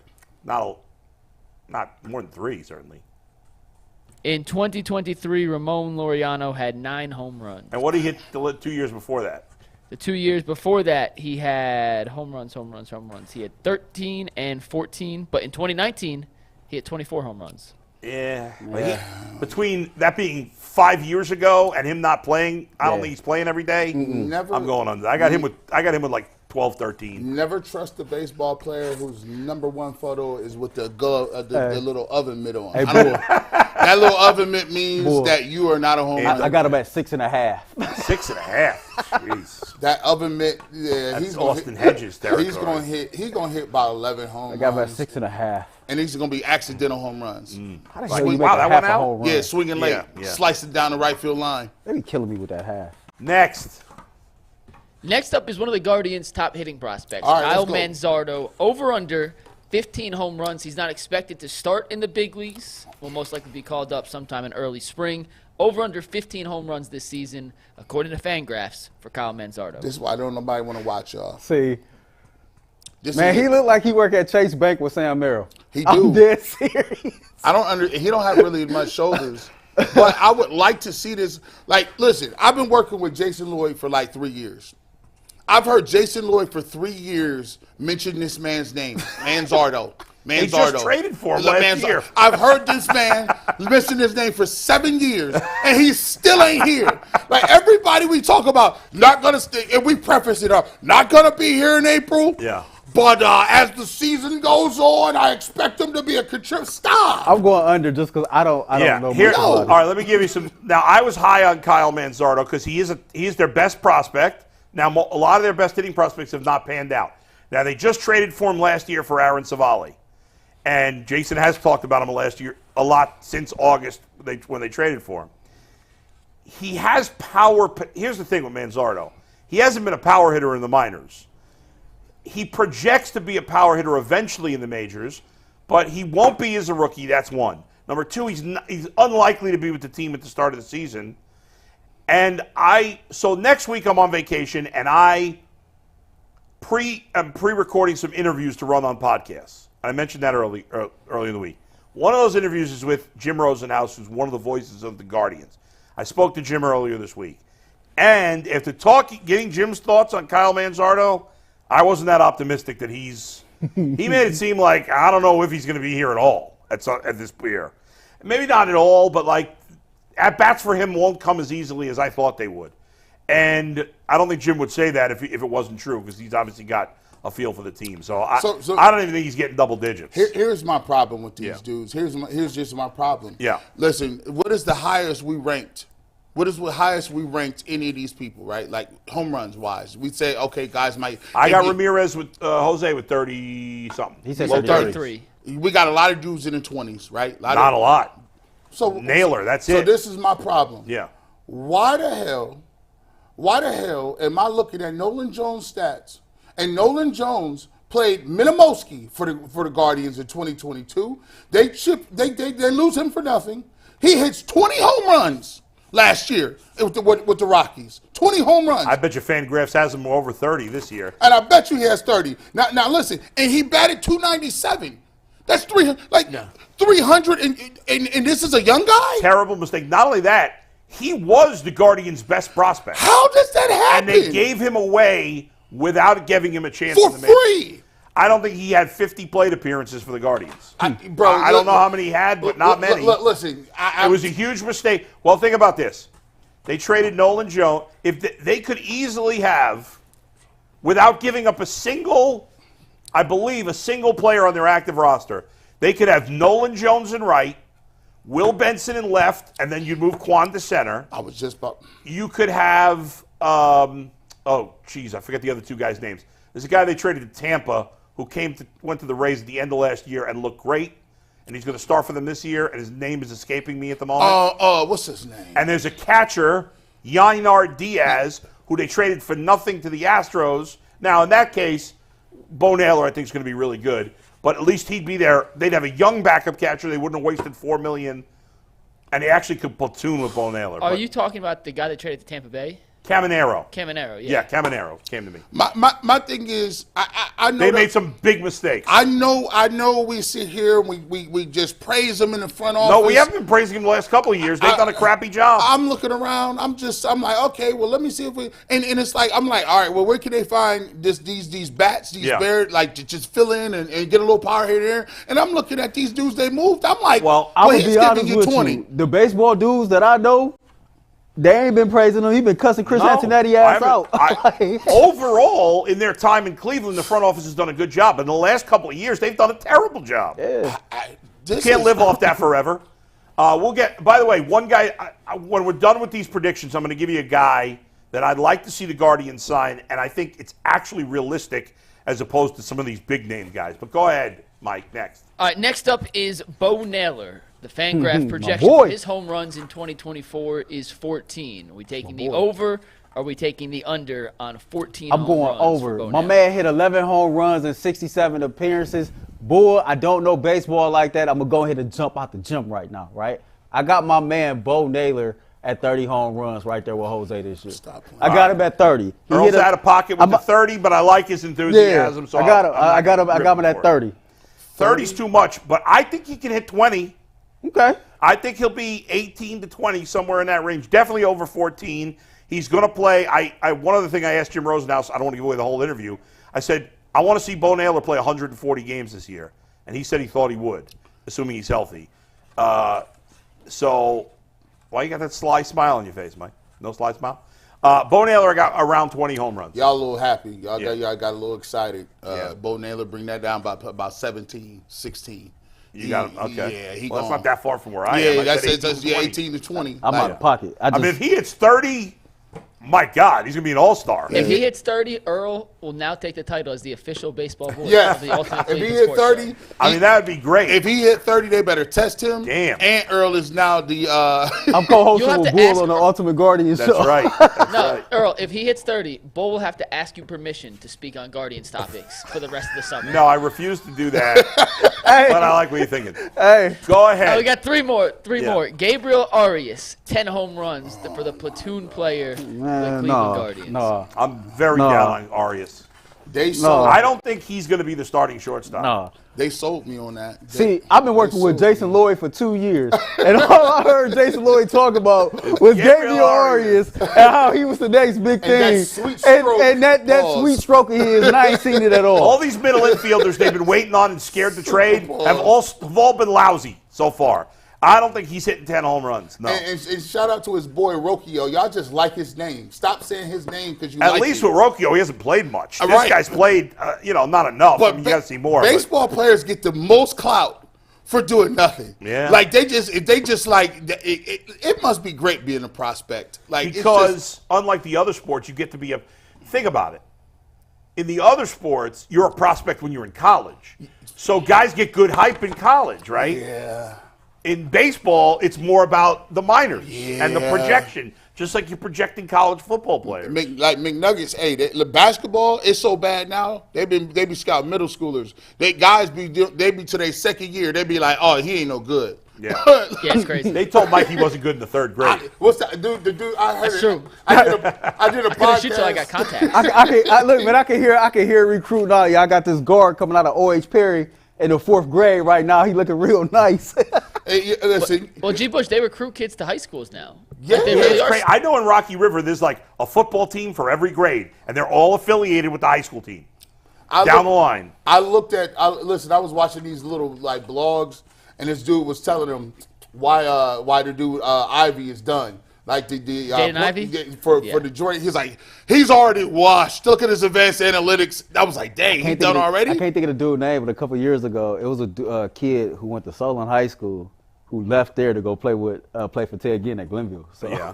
Oh, really? Yeah. So like it's real like I got a bag. I got. We NIL got 2 deals. more, G. Bush, All right, and let's these are roll. 2 of my favorites. The Guardians spent $4 million on Austin Hedges this offseason. We just got a text from Jay that said everyone in Goodyear is infatuated and loves Austin Hedges. This is why. But will he hit 5 home runs? That's the question. This is why. It's not because of him as a player. It's because he's a good guy and a good clubhouse guy, which they wasted $4 million on.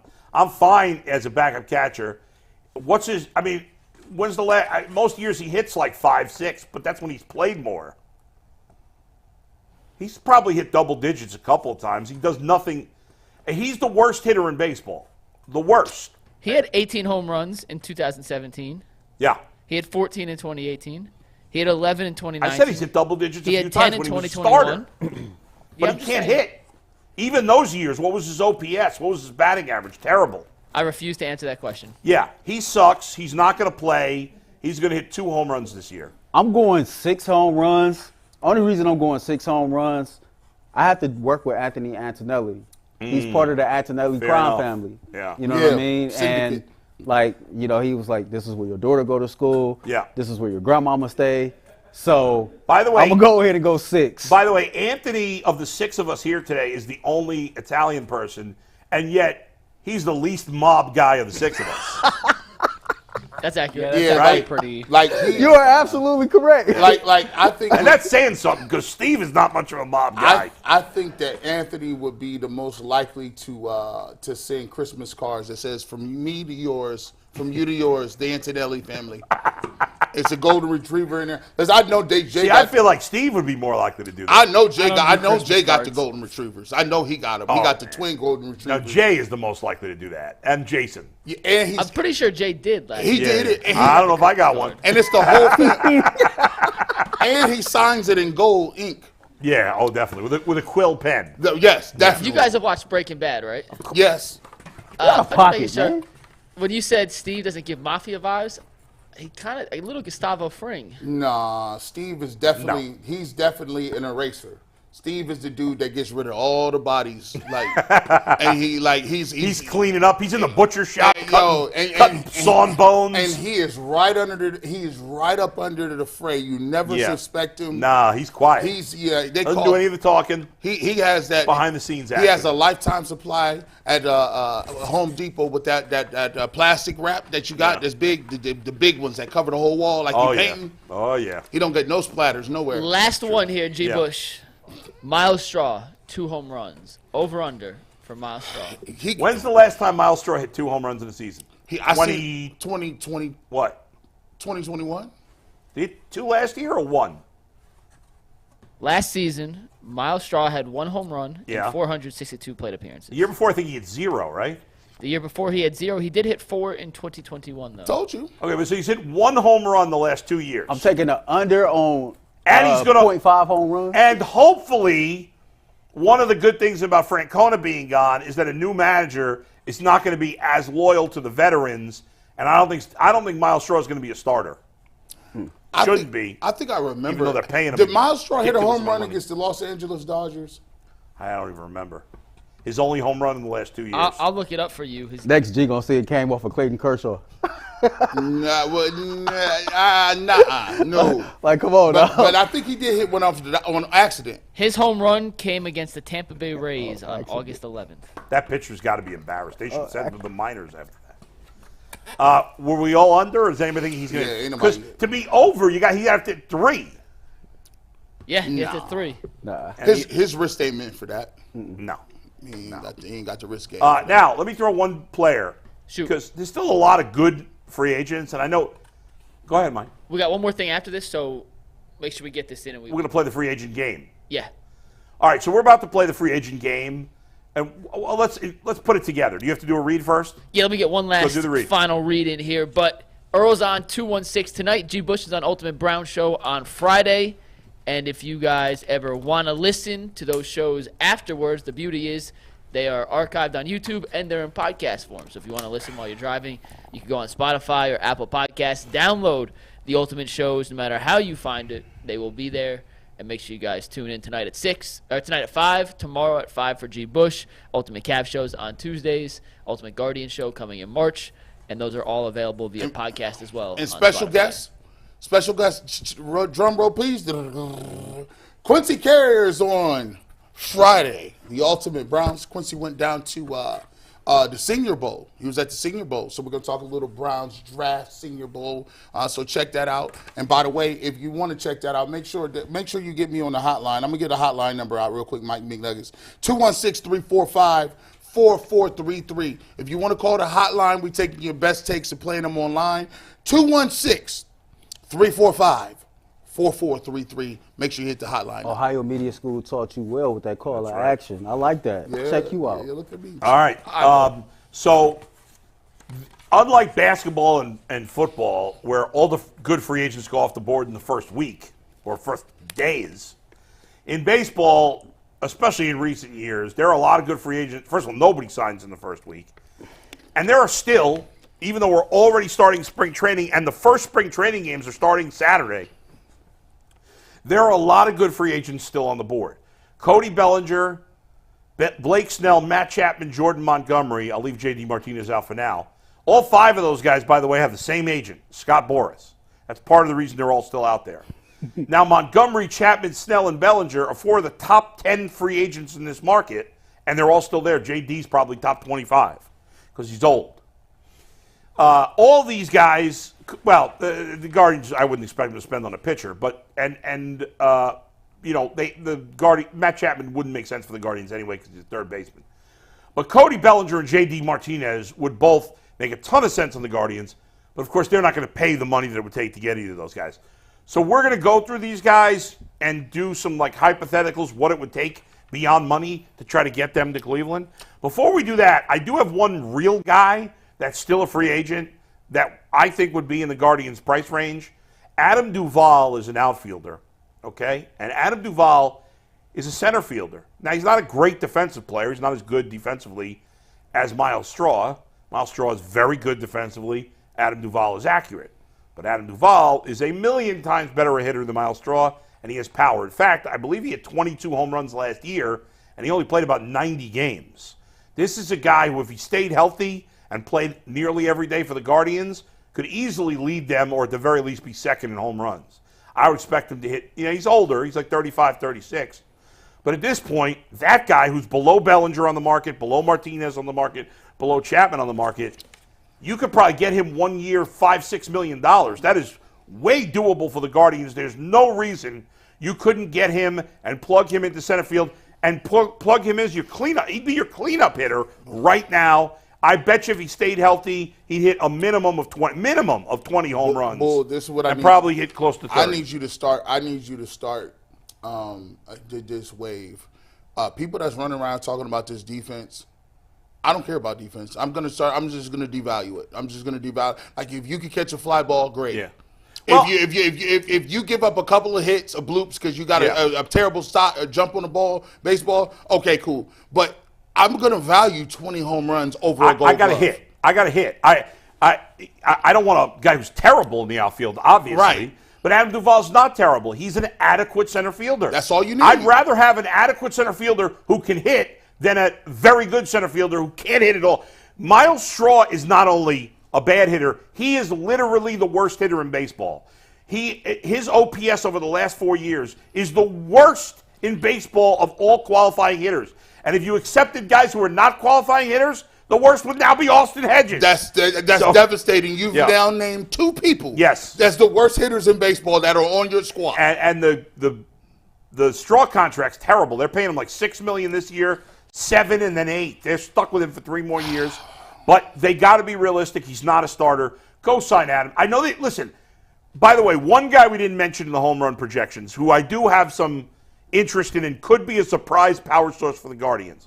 There's a kid named Estevan Florial. So Estevan Florial had been one of the Yankees' best prospects. Okay. And he's killed it in AAA, unlike a lot of these Guardians prospects. Already won him. Florial has been in Columbus. You already have him, G. I'm sorry. So let me tell you how he got here. So Florial has been great in AAA with the Yankees the last couple of years, but the Yankees have a lot of good outfielders, and he hasn't gotten much of a chance to play in the majors. Now, when he has played in the majors, he hasn't played very well. But he hasn't had much of a chance. He's never played with any consistency. He is battling for one of the spots, maybe a starting spot with the Guardians. There's a ton of potential. Now, he may just be one of these guys that we refer to as baseball nerds as a 4A player, which means he's too good for AAA, but he's not good enough for the majors. We don't know yet. But the Guardians are going to give him an opportunity. But in theory, if you could sign Adam Duvall and put Florial in right. I could put Florial in right. You know, Laureano and Straw's your backup outfielders. You mix them in a little bit. Florial potentially, again, he could hit 20 home runs if he plays every day. He has that kind of talent. I don't know if it's going to translate to the majors. And Duvall has proven time and time again he's a big-time power hitter. That would make a big difference. Unfortunately, I don't even think they'll do that, but we'll see. So you telling me you potentially, with that move, could have center fielder hitting 20? Yeah. You could have your right fielder hitting 20. Potentially. You can now talk yourself into Bo Naylor possibly hitting 20. Possibly. Jose, maybe Josh. Andres Jimenez. Now some of these guys are long shots to get there. But a couple of here or there, a couple there. Look how exciting that is. I know. But it's probably not going to happen. Maybe I'll be wrong. All right, let's get to these other guys. Now, go ahead, Mike. So just for the sake of this conversation, we got 2 super chats at the very end, so we can take this almost to the end of the show. But we know the Guardians aren't going to drop big dollars for Cody Bellinger or Blake Snell. Right. So I figure let's have a little fun with this. What could Cleveland offer other than $2 million to these players, because I feel like that's about as much as they'll offer, that other cities couldn't match? I got you. Let's get creative. So what do you got for Cody? What are you giving Cody Bellinger in addition to $2 million? Unlimited corned beefs at any establishment. Unlimited corned beef. That's worth something. That's worth something. Unlimited corned beef at any, and I'm giving him baseball players. I give him an F-150 Ford truck a deal. No private plane. Private plane. How about season tickets to the Browns? That's 6 games. That's 9. What do you mean 6 games? It's like, right, 6, although there's some crossover. Yeah, there is 6. Yeah, like. But he could sell them and make some of the money back. Okay. Let's hook him up with season tickets to the Browns. Autographed LeBron jersey.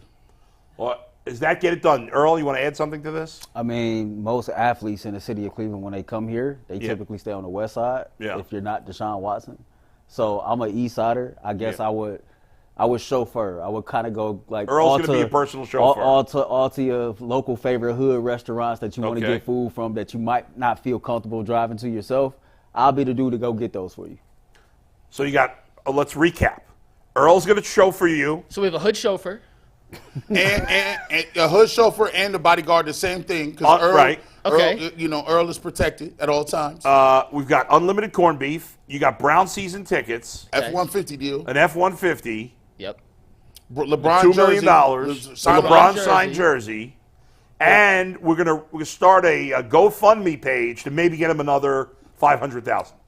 What do you offer him? Are you going to give him tickets to Aaron's show? Unlimited shows at the Beck Center for kid performances. Are you going to teach him how to sneak into Rocky River football games without paying the ticket price? Apparently, I don't know. Yes, Allegedly. I'll take him with me. You go. Allegedly, there was a gate open. I don't know. I'll steal some. I'll go to my favorite supermarket to get the Boar's Head cold cuts. I go to Lake Road Market in Rocky River, and I'll steal some ham for him. I will commit a crime. Would you introduce Cody Bellinger to your butcher? When last time you seen a butcher? I don't really have a butcher. I don't know how to... Bro, well, you shouted out your butcher one day. I did. Did I say butcher? Yes. Yeah, you said shout out to my butcher. I should have said butcher. Butcher is just the person that gets you like, your steaks and your ground beef and stuff. I don't really have a butcher. I felt like there's a woman who slices cold cuts for me all the time. Nice lady, but I felt I didn't make it. I was going around. I said I'm auditioning. I got a barber. You know what I'm saying? I got a person that hooked me up with the detail in my car, but I ain't got no butcher like that. Here we go. I know a masseuse. I'll get him free massages. I'll get him free workouts with my trainer. I'll get him free haircuts with the woman who cuts my hair. I'll take care of all of that for him. Well, and also, all of these people are women, Bull, right? Yes. We'll also offer. He don't deal with no dudes. I like an Bull. extra I don't deal large with hard legs. Ultimate Cleveland Sports Show T-shirt. Yeah, that's right. And we'll sign it for him. And we'll sign it. A limited use of the Papa Shot upstairs. And the gym. He has free gym membership. Yes, that's kind of crazy. Squeaky gyms. He can be on the panel with us whenever he wants. We'll launch the Ultimate Cody Bellinger Show. Yeah, that's right. Good call. We can make that happen. And I will put him in contact with Jerry Ferrara. I'll give him a new friend. Done. Bellinger to Cleveland, baby. Like, I think, how about, like, do you think there's people that really got deals like that, though? Well, in these contracts, we always hear about the money, but there are things in there. I saw some coach in college the other day. Texas he had like coach. a certain amount of trips on a private jet and all these things. So Texas's head coach Steve Sarkisian signed a new deal that bumped his salary to $10 million. He gets to use Texas's president's private jet. $10 million's not enough. He has to deal with NIL and transfers.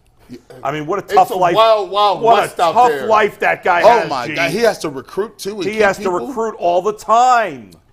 Well, it's $10 million, but it's not just $10 million. $50 million.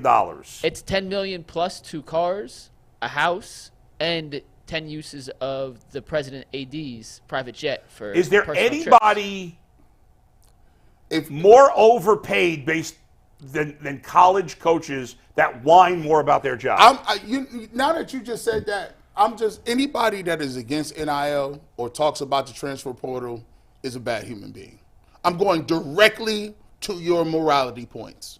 I'm going directly to them because there is no reason that you can sit up here and not care about a man making that much money off the backs of student athletes. I think it's two different things. I agree with you on the NIL part. The only thing I'll say about the transfer portal is I wonder with that if some of these players are hurting themselves. They might be switching as much. America is a great country for me. We're allowed to hurt ourselves.